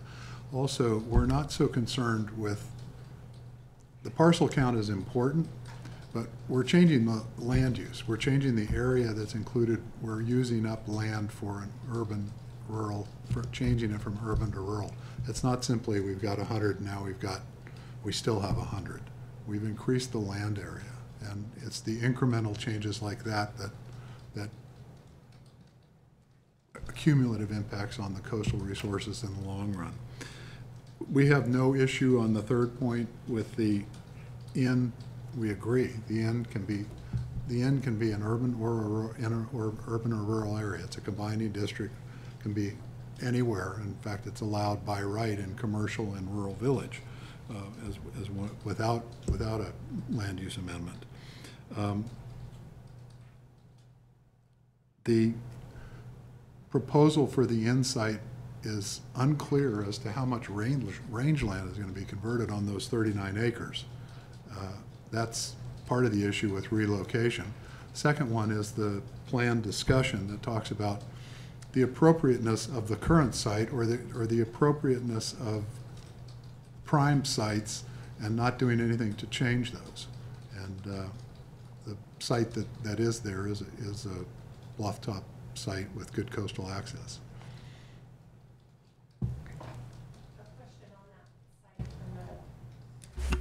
The northwest quadrant, the pink area. Can you clarify if the real estate office would be allowed under the current zoning and general plan designation? I understand that the visitor facilities would be, but could an office under any circumstances be located within that facility? Under the current zoning and land use, it could not, although under the N designation, and this is probably subject, want to do some more interpretation, I think you're allowed a certain square footage of commercial use as accessory to the N designation.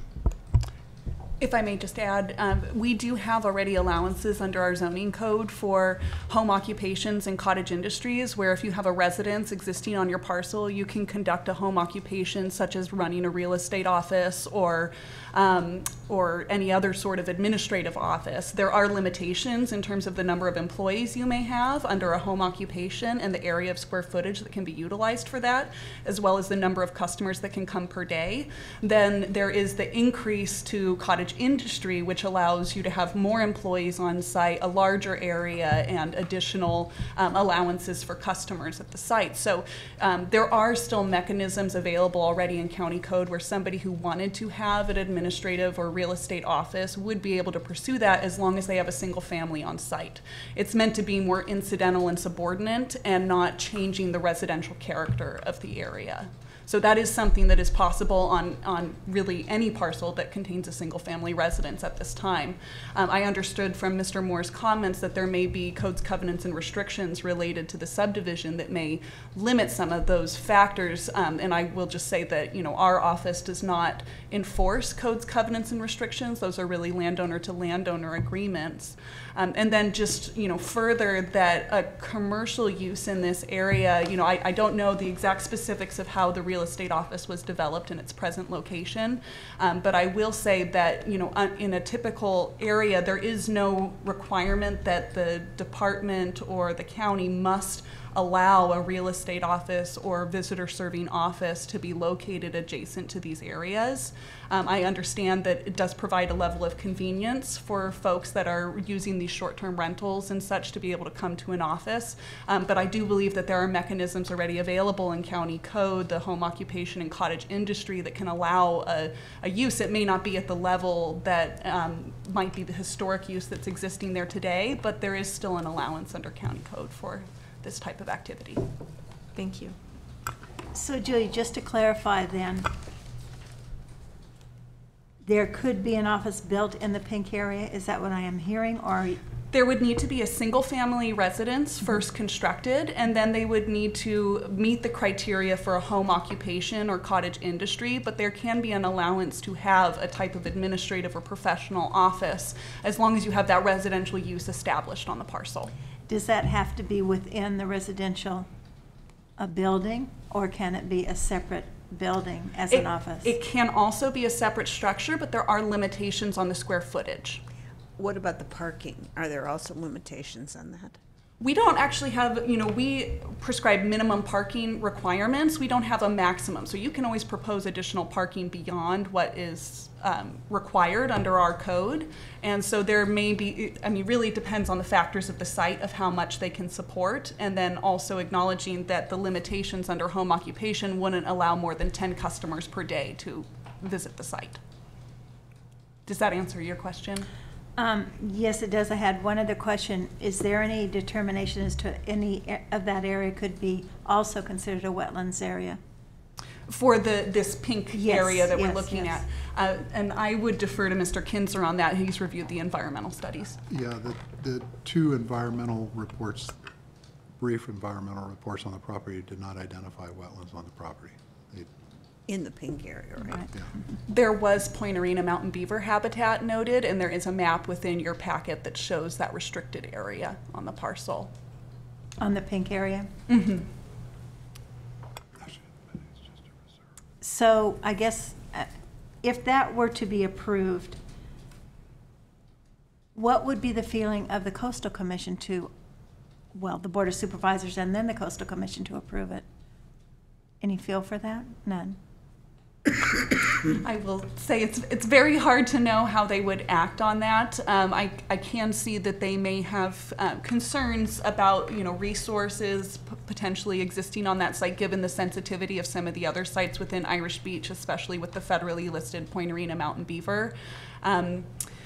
It really, I really don't feel that I can adequately respond to that in one way or another, just that they would have to make considerations of balance of coastal resources as well as the requested zoning change and what uses may come with that. I believe, as what was said by Mr. Kinzer during his presentation, that the commercial designation would allow much more intensive uses, and while I understand that is not the intent of the applicant at this time to establish those, the plan development proposal in no way would bind a future owner from being able to establish those uses. So we do have to look at the appropriateness for every use that's underneath that commercial zoning designation. And that does have some concerns for us, as was mentioned, as a gas station or something could be established there. And just wanting to balance those protection of coastal resources with the allowable uses and still meeting the needs of that neighborhood. So. And I guess one other question, in the area of the subdivision where it's already developed, if there was a vacant parcel on Highway 1, could they establish a real estate office on that parcel? They would first have to have a residence, as I said, Okay. and then could potentially apply for a home occupation or cottage industry. Now, I will say that we do not enforce codes, covenants, and restrictions, so if there are stipulations within the subdivision CC&Rs that would limit that, that is not under the purview of the planning division. Yeah, and looking at the map, I doubt that there would be room for a residence and a real estate office. Often we see with home occupations that people have converted a portion of their house to accommodate it, or they have such a sort of small administrative business that they may just conduct business at their kitchen table or something like that. Okay. Thank you, Julia. While not approving, Bill Kinzer, while not approving or in any way condoning the project, I believe there's a letter in the file with Coastal Commission staff saying that a real estate office serving the residents of the area and the vacation home rentals would be considered making it accessible for coastal access or coastal related service. So on a comment letter that was received from the Northwest District. But it would require residents on that parcel as well? No, that would not. I guess I'm confused on that. Me I'm too. Sorry. You just lost me. Oh, pardon me. So I believe on a previous comment from the Coastal Commission, I can't remember how many years ago it was, I believe they said that obviously they didn't make a determination on whether or not a real estate office was appropriate, but they did, I think they said something along the lines of that a real estate office would be a coastal related land use, not similar to an inn, but in the same category. It would be serving the coastal A public. commercial use that supports coastal Supports use. coastal uses. Deputy County Counsel Matthew Kudrowski, just try and add on to that, Bill, but correct me if I'm wrong, that also means they didn't condone this project in particular. They just noted that an office might be an appropriate use of space on a commercial property in Irish Beach. I believe that's correct. So it was more of a statement by the Coastal Commission that an office may be appropriate within Irish Beach, but they did not necessarily condone or approve of a project for citing an office in particular. They left that for future action by the county. So an office might be a good idea, they just didn't say where or how. Within the subdivision, within those existing parcels in the subdivision, perhaps. Perhaps I would defer to Bill Kinzer, who may have more knowledge of the letter. I think I believe the letter is fairly generic in its treatment of how, while the office might be a good idea, how to go about achieving that. I'm not aware that they said how to achieve that. Is that correct? I don't believe so, and it still doesn't get around the point that you don't have a limitation on the types of commercial uses that can be allowed on the property with the PD. And if I may just add, so the last thing on the sort of real estate office administrative professional offices is I do want to also call attention that we do have an allowance under our temporary use regulations that allows the temporary use of a trailer coach for a real estate office. It is subject to a coastal development administrative permit, but we do have allowances under our code where there's discretionary review of allowance of a real estate office to be located within a trailer coach. It's really meant to be temporary while you're, developing out the subdivision, selling lots, things such as that, to have a temporary real estate office. So I believe there are mechanisms within our code whereby somebody could establish this type of use under our existing zoning designations. I just wanted to reiterate. Step right up and say your name. We got to have our minutes right. Bill Morris. The point I think that was important that Julia had to say Up is, to the microphone, sorry. is that it's really kind of a critically fatal problem with what you're looking at for the, to avoid the real estate commercial zoning. That having it in a home occupations thing is, you're limited to 10 visitors a day.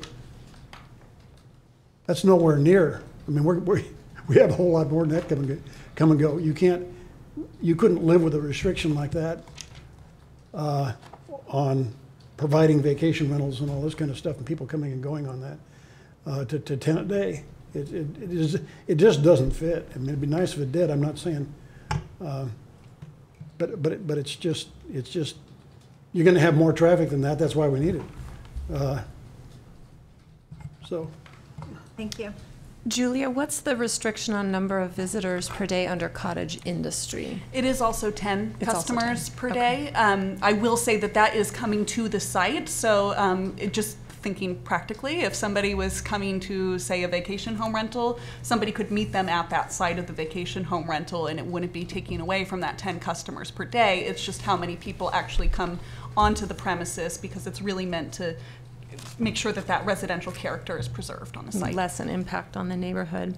Okay, so let's go back to the option of the accessory use. If a real estate office was an accessory use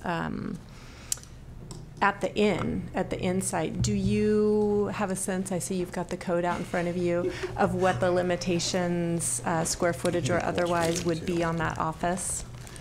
For the office, so, I mean, with any sort of inn designation, I'd want to look through our zoning code a little bit further on it too. I don't think there's a strict prohibition that you're not allowed to have any sort of commercial uses, but the question would be having to make that link that it's incidental and subordinate to that primary use of the site for the inn designation. We do have allowance under our zoning code where our director may make such a determination, but typically we want to look at those on a case-by-case basis to really make sure that the merits of that site are appropriate for this type of use. And the inn so would I don't already feel have that to I be could really developed. make a statement that we would certainly find that this real estate office would be an appropriate accessory use to an inn designation. Okay, that's fair. At this point, And the it's a accessory use can only be after the inn is built, right? Correct. They can be built in conjunction, but it is really that it's meant to be incidental and subordinate to You that can't do primary the use. accessory use first and the inn later. You can, but you have to have a permit already in place for that primary use to be established. Our code does allow where an accessory use can be constructed prior to the primary, but you must demonstrate that primary is going to be established. So in the instance of like a residential development, we may allow development of a guest cottage before the single-family residence is constructed, something like that. But that might be an incidence where a temporary trailer coach could be utilized, say at the inn, while the inn was being built. That could be used for the real estate office and then integrated into the office, potentially. Potentially, correct, yes. Okay. I would put lots of disclaimers on that because, of course, right now it's a lot of ifs and maybes. But since we don't have a formal proposal in front of us, it would be hard for us to say definitively that could be accomplished. Sure. I think we're just looking for potential pathways forward, since I think the need for the real estate office has been clearly established. Okay. Thank you. I have one other question for Mr. Moores. If this was, the existing office area was determined to be wetlands in 2010, was there a period of time where that had to be removed, or why all of a sudden is this an issue other than, I mean, it was 2010 when it was determined a wetlands, and all of a sudden, 8 years later, we're looking at this. I'm sorry, you'll have to come to the microphone. I'm sorry. You mean, why didn't we remove what's there? Well, I mean, the Coastal Commission determined it was a wetlands in 2010. It's 8 years later and the office is still there. Yes. So what currently did this requirement to make this change all of a sudden happen 8 years later? Well, actually, it was, we we got into it because the Coastal Commission didn't allow us to add, I had applied to Oh, the add, parking. I'm sorry. add a parking area, and they said, no, you can't, you're talking about filling a wetland. Okay. And when was that applied for? It'd be about 2010. I've got the file here, I could look it up exactly, but that's okay. it's 2010 approximately. So it's mainly additional parking that's required. Yeah, we don't. Where it has to be we're relocated. The office is on a site that's 12,000 square feet. As a matter of fact, I gave a letter to Bill Kinzer with a drawing on it of what kind of area is needed just to have a real estate office with parking in a leach field. And I couldn't get it at under 19,000 square feet. Okay. It won't fit. That's really even kind of confirmed even by the commercial zone that we did here was, well, for the Insight thing was 16,846 square feet, but it doesn't include the leach field. It's going to take you right back up to about 20,000 square feet is about the minimum you can. It just requires that much space, that's all. Okay, thank you. One more question for you while you're up here, Yeah. sir. Is there anything or anybody requiring you to discontinue use of the current real estate office, or is it simply just your own desire to expand either parking or office square footage? Nobody is challenging the CNRs at this point. I don't think anybody is much aware of the fact that what the Coastal Commission has, determined as far as the wetland goes. I know about it, but people in the community and stuff they're not necessarily well versed on or up to date on all that kind of stuff. I'm thinking not just for myself. I've got 19 grandkids and 3 son-in-laws, and they want to be involved in the development there, and they want to build houses and do this and do that. And I'm thinking in the long term. We have, as it gets bigger and there's more of it and everything else, how are you going to work this on the existing parcel that we've got? It's going to work. We need 20,000 square feet, and or the 16,846 plus leach field area per the survey to be able to make it work. And I think it's important to think of these things in terms of 50 years from now, what's going to be the situation. I don't see that what's going to happen is people are going to quit doing vacation rentals. I don't see that the visitor trips taken to the coast are going to go down. I think it's all going to just simply be more intensive and more of it. And it's better to just have a facility that's planned to work with it, that can handle it when it happens. That's my approach. I think even for the benefit of the people in the community, the ones who would do the vacation rentals, not just ourselves running the rental agency, but doing the vacation rentals and all that kind of stuff. There's a benefit to everybody in there that these kind of, services are made available. When people arrive at 9 o'clock at night to check into a vacation rental, there aren't a whole lot of people that are going to cater to that if you're not a rental agency that's putting that out. We don't go out and take people to houses. The people all come to the office and we give them maps and all that kind of stuff, and they leave from there and go to the individual houses based on the maps we give them and that kind of stuff. Generally speaking, we don't show them in and open the door and all that kind of stuff. Which is Thank very you. common for areas like that. I've stayed in many areas like that, so I can understand what you're up against. I guess part of the question I have too in this report, it says approximately 4 residential units per year since the inception in the mid-1960s, and I know there was an economic downturn for a number of years. Can you tell me, say, within the past 5 years, how much development there's been there? Yeah, it's picked up recently. There's been building permits that have been issued and more have been applied for. The recession that we had did put a big dent in things, and we're kind of pulling out of that now, and there are more. I think we're going to get back to where it's at least 4, and maybe, I know we're going to have more because one of the things we didn't do, myself as a developer over there, we had all of our time devoted to creating the subdivision in the first place and getting the beach accesses in and getting all this kind of stuff, the power and the water and the telephone, making a water district and all that. And I didn't have and should have had a number of builders building a lot of houses in there. I did build, I've probably been involved in maybe 26 of them there. 27 of them, but I didn't have an organized program for getting houses built. My son-in-law, Brad Dyson, who met Bill Kinzer just the other day in the Fort Bragg office, he went in to apply for building a house. He's intending to move down and do that full time. So I think even himself, it's going to move, he'll be close to 4 a year himself, all by himself, not including all the other people. So it's going to climb from 4 to probably more like 7 or 8, maybe in the future even more than that, I don't know. But certainly 4 is low in terms of, even he can build 4 houses a year and would be planning on doing it. It would end up being a full-time thing for him to do. And I have other son-in-laws and other grandkids that also want to get involved in building and everything. Everybody is thinking about building on the sites. Nobody's focused on trying to create more parcels. It's all, there are a lot of parcels there and a lot of opportunity for development on existing parcels. And that's where the focus is. It's even that way with the Insight thing.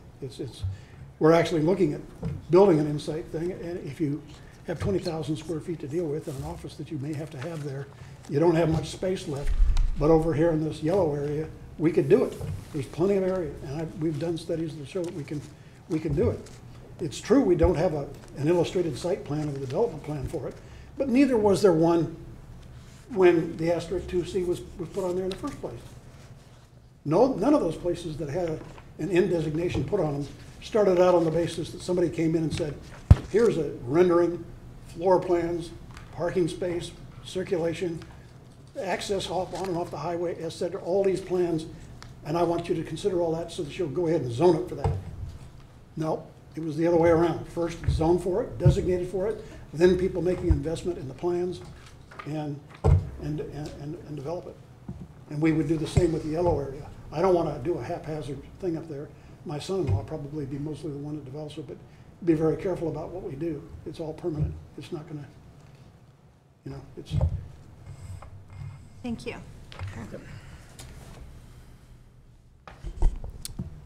Well, I'll just make a comment. My main concern here is that I think the N designation is most appropriate on the bluff. When those designations were made, so many years ago by community committees, people thought that would be a good site, and it looks like it'd be a lovely site. I've driven by it many a time. So to have it switched for an inland, an upland site, I just don't think I can agree with.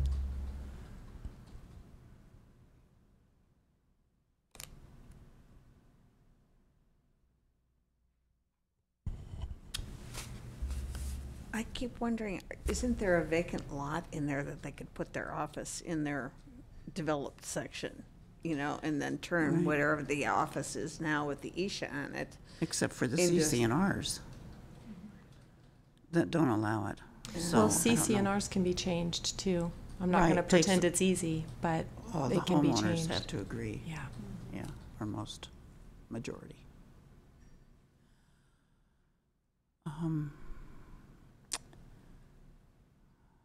I guess what I would like to see is the inn and the real estate office combined on that parcel. I mean, I really think there needs to be an office. Any place I've stayed, you go to the office, you pick up the key, and they give you a map, and you go to the house. And I see where there's that need. Yeah, Well, it I does, just don't know where to put it. right. It does prevent people from just driving around the neighborhood over and Sure. over again to find the house, but that's often the case too. It's a lock box without a key. You don't have to pick up a key, you just get the code. But it may be hard to find at night, and it would be more convenient to have an office and get a key. Or maybe But the where could it be? individuals who are doing the short-term rentals with their houses could be responsible for it themselves. That's a possibility. Well, and I think that a lot of people go through a rental agency to do that. And the places think I've that's true, been, but- it isn't an individual that's doing it, like a VRBO or an Airbnb. It's through an agency like what is there now, and I have stayed there, and I'm familiar with that process. So I'm sympathetic. I just want to come up with a solution, I Right, guess. right. Well, I agree with Commissioner Warner that I would like to see the inn and the real estate office combined on that northwest parcel. And I think we've identified some potential ways to make that happen, underscoring the qualifying word here, potentially, through accessory use, temporary coach trailers, but also pursuing the possibility of a real estate office within the urbanized area already through a change in the CCNRs. It's a different kind of community advocacy, but it seems like if there is so much benefit to the community, just going to them and explaining this and asking for a change in the CCNRs and identifying a suitable location for a real estate office if it could not be accommodated on that northwest parcel. But the one thing that I just really don't feel good about here is any expansion of the urban-rural boundary. I'm concerned about leapfrog development, the precedent that sets. And I would like to see the footprint of the community contained within the existing, not only urban rural boundary, but within the existing zoning, because I recognize that northwest parcel there is part of a transition zone from the urban to the rural, and that's why I think that's the most appropriate place for development.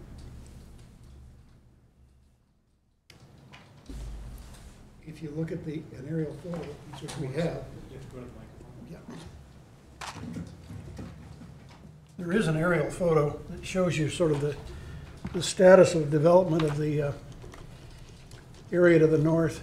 The problem there, as I said, is not just the covenants and restrictions. It's you need 20,000 square feet, and those are all 12,000 square foot lots. So you need two of them together. But it turns out, if you look at the thing going north of the office, there aren't two together that have no houses on them. There is one here, and then there's another one there. But they're not adjacent to each other. They're not, you know, you can't come up with two together, so to speak, because there's houses on there. The houses breaking it up. And I really do think that we're stuck with the fact that an office has to have a commercial zone, and there isn't one there. We got to make one. But where are you going to put it? You can put it where I'm suggesting. You could resist that and say, well, we don't want to put it where you want, but where are you going to want to put it? Look at the area to the north. See those little brown? Those browns are houses. You just got one or two lots on the highway there, but they're not two. There's just. There look like there are a couple.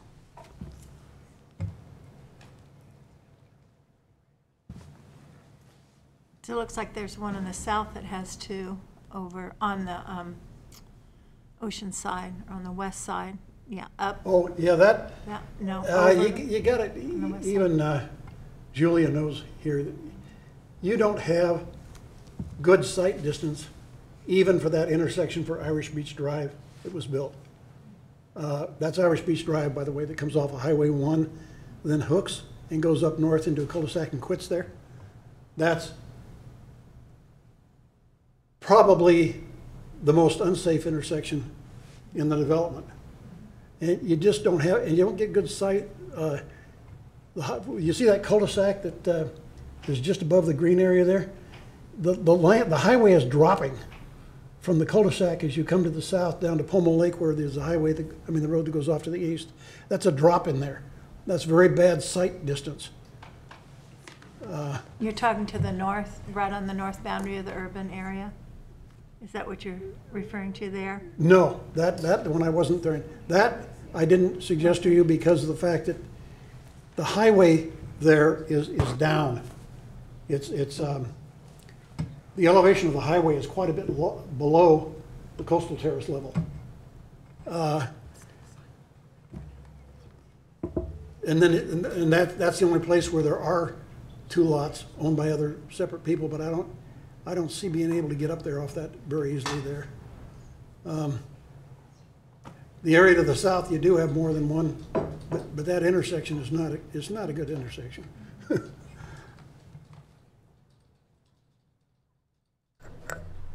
I think if it was applied for as a new entrance today, it wouldn't be approved. You know, it was back when it was, but. Right.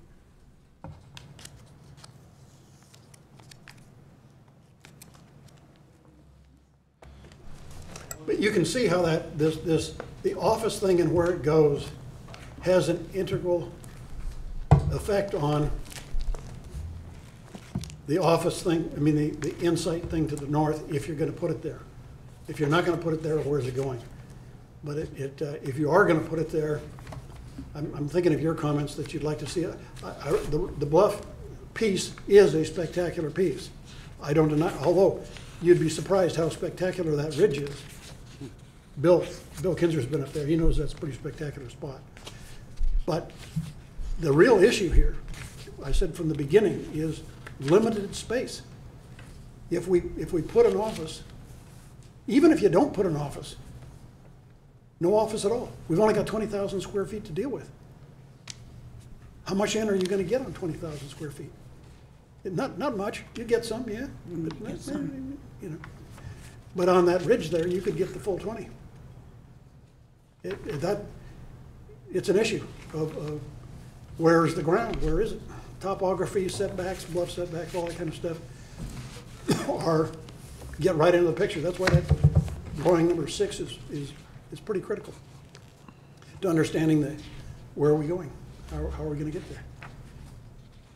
And would the setbacks change a lot if it was not rangeland? Yes. You knock 50 feet off that. You can take that drawing and just look at it, that number 6, pull it out, put it on the table there and say, now let's see. You see what that 50 feet's doing? It's knocking it down. Yeah. I think if you got rid of the RL zone, which would get rid of those setbacks, I would guess that you'd probably go up to 30,000 square feet instead of just 20,000 square feet of developable area. I think it would go up that much, which instead of being a 3 or 4 unit in might be 6 or 7, but it's still very limited. But yeah, there's really no need for those setbacks. They just come with the RL zone, but the RL zone shouldn't have been there in the first place. If I may, through the chair, just to respond to that as well, there is already a mechanism under county code, a variance procedure, whereby you could get an exception to those setback requirements. And certainly we look at factors such as topography, being able to support a particular use, and environmental factors when we consider whether or not a variance is appropriate for that site. So there is a mechanism today that if someone were to come forward, that they could include a variance with their proposal for the inn, in which it would be considered all under as one sort of project to look at reducing that requirement. Great. That's helpful. Thank you. There are other motions that will follow. Steve, up to your microphone. Get right up there. It seems to me that we're going round and round with the various smaller projects, but I would like to suggest, I'll make a motion that we go along with the staff recommended motion, and that's the motion to deny all 4 of the parcels of the southeast and beach subdivision and northwest and northeast. I'd like to move that we deny that request. That whole package. Through the chair, Deputy County Counsel Matthew Kudrowski, that's a staff's recommended motion in the staff report. Staff would support the rezonings to TPZ throughout the development. I think those are appropriate, and they're supported by the timber harvest plan and the forester report. So we'd be happy to distribute, and we still have to redo a revised resolution to fully encapsulate all the TPZ portions. But if the TPZ rezonings are supported by the forester report and meet the requirements, and from what I can tell, been talking with staff, they do that, I would recommend moving those forward to the board. And how would you break that off from the other things that are requested? I do agree that it is a tad complicated in terms of how the project is moved forward. In looking at this project, particularly on CEQA grounds, because everything here is either CEQA exempt in some form or another. The inland rezoning to TPZ is exempt as a statutory exemption for TPZ rezonings. Everything on the coastal side is exempt because the Coastal Commission's review of this will be the CEQA analysis. Because of that, we think it's possible to segregate portions of the application that theoretically are almost mandated by statute, and they can go forward while denying the rest. So we would bring forward we'd probably go on. You would need to give us a new motion, though, or a new. We would have a new recommended we would ask motion. for a separate motion, but then we'd bring forward, we could distribute the revised resolution as it stands, but we need to add in the portions of parcels in the southeast to move the TPZ forward. So it would be a split report and recommendation by the commission to recommend that the TPZ rezonings go forward, but to deny the rest of the project. So we're basically taking what was requested and saying, denying those things, but saying, but we can do this and this and this. Correct. Okay. And you want, go ahead.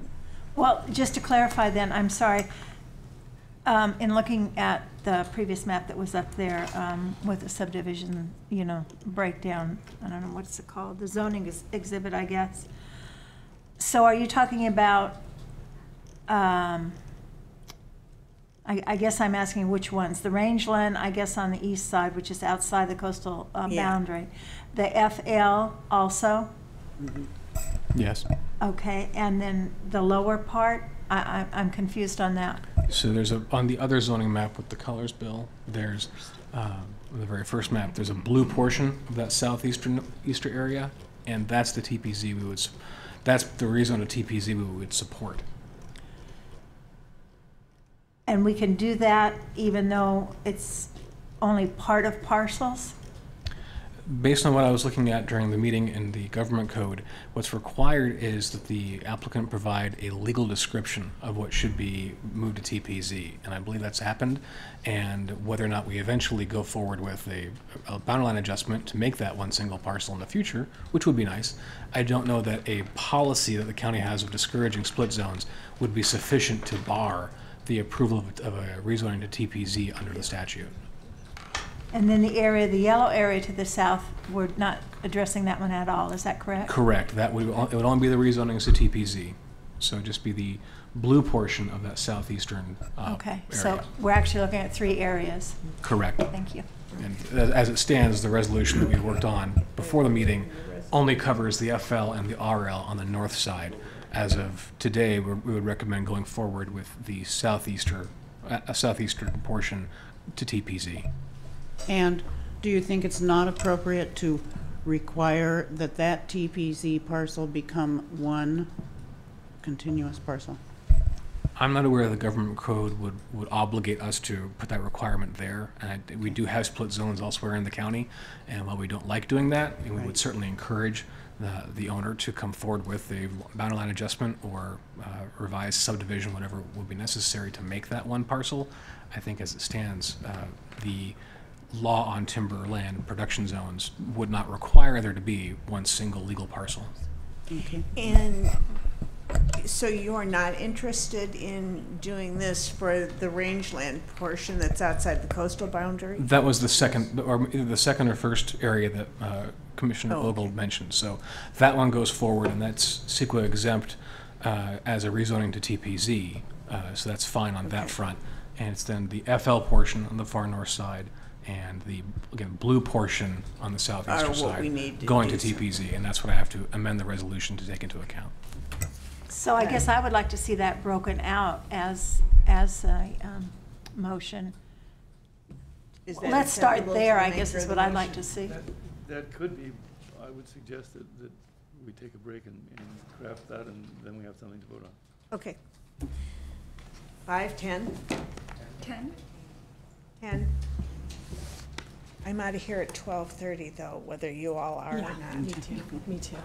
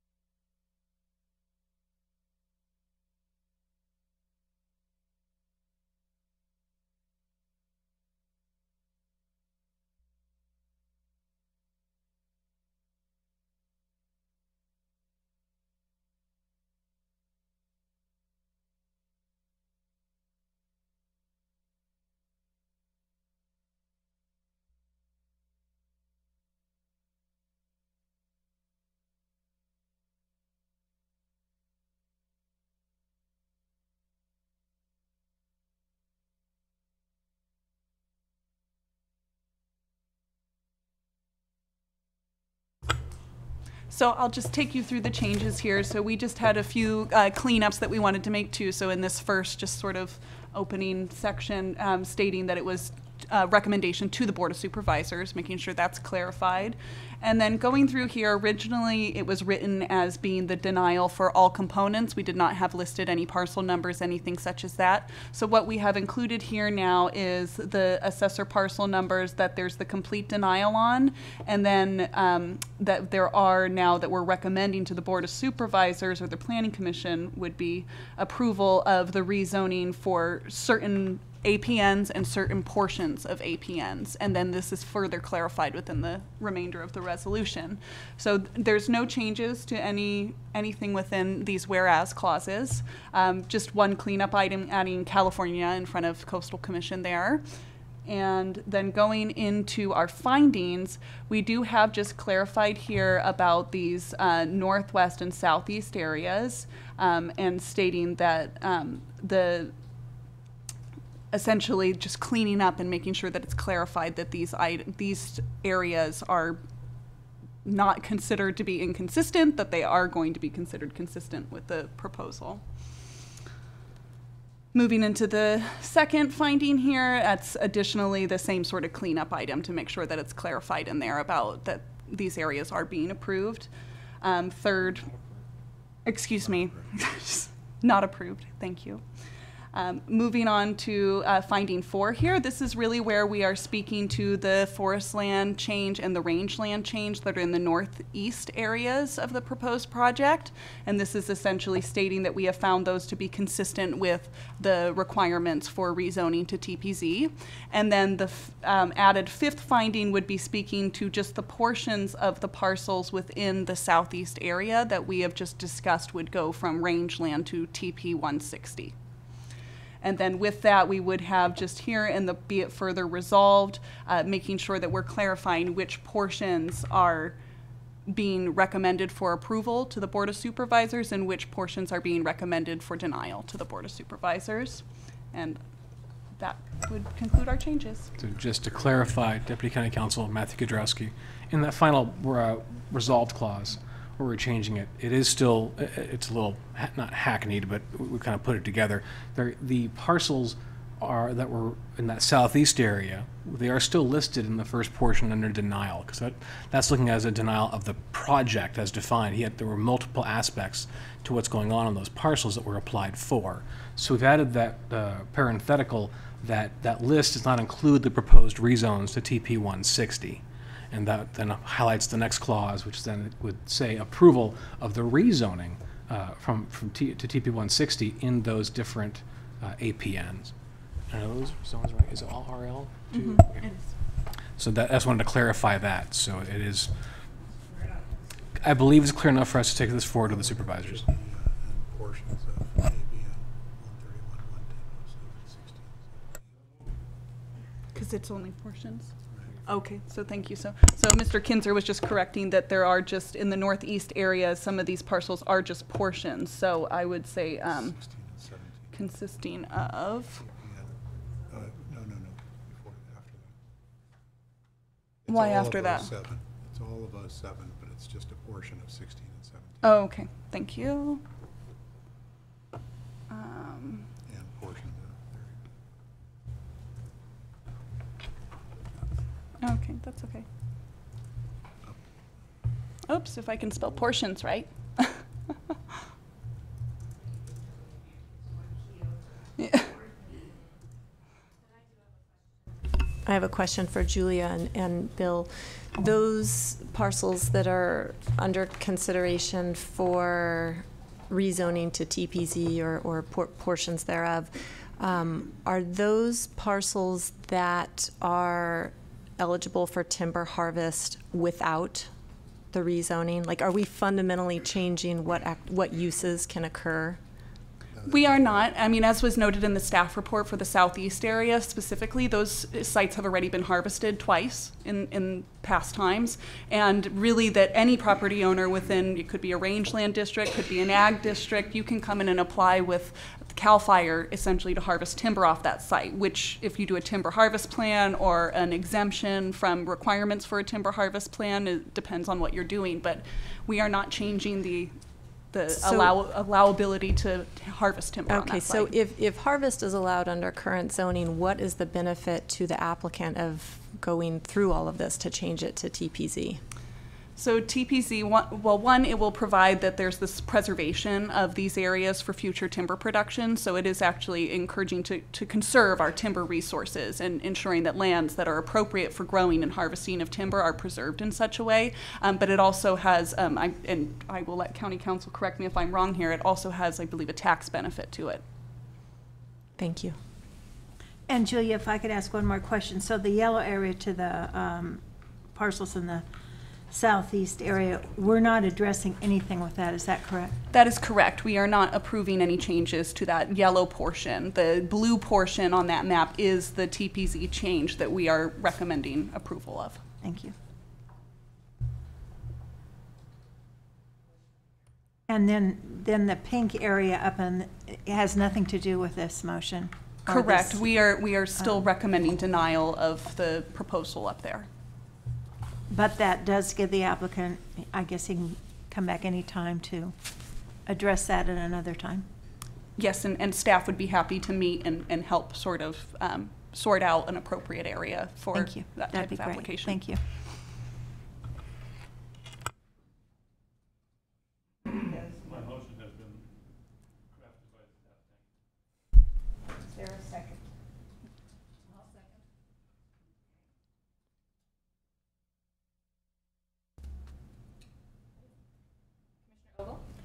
Yes.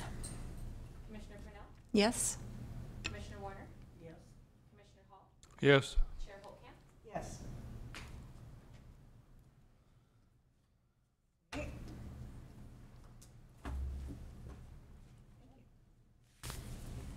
Are there any other matters from staff? I just have one item. Mr. Kinzer here, sitting to my right hand. He will soon be retiring from our department, coming up very, very soon here. So today is his last Planning Commission hearing. So I just wanted to acknowledge that it is going to be his last public hearing in front of you guys, and just that we've really appreciated his work with our department, and we wish him all the best. Congratulations, yes. Thank you very much, Julia, and you guys have been a wonderful board. Thank you. Any other matters from commission?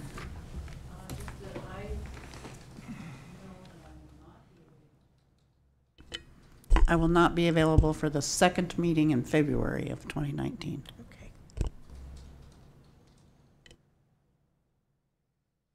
Okay. With that, I will take a motion for adjournment. I so move. All opposed, deck.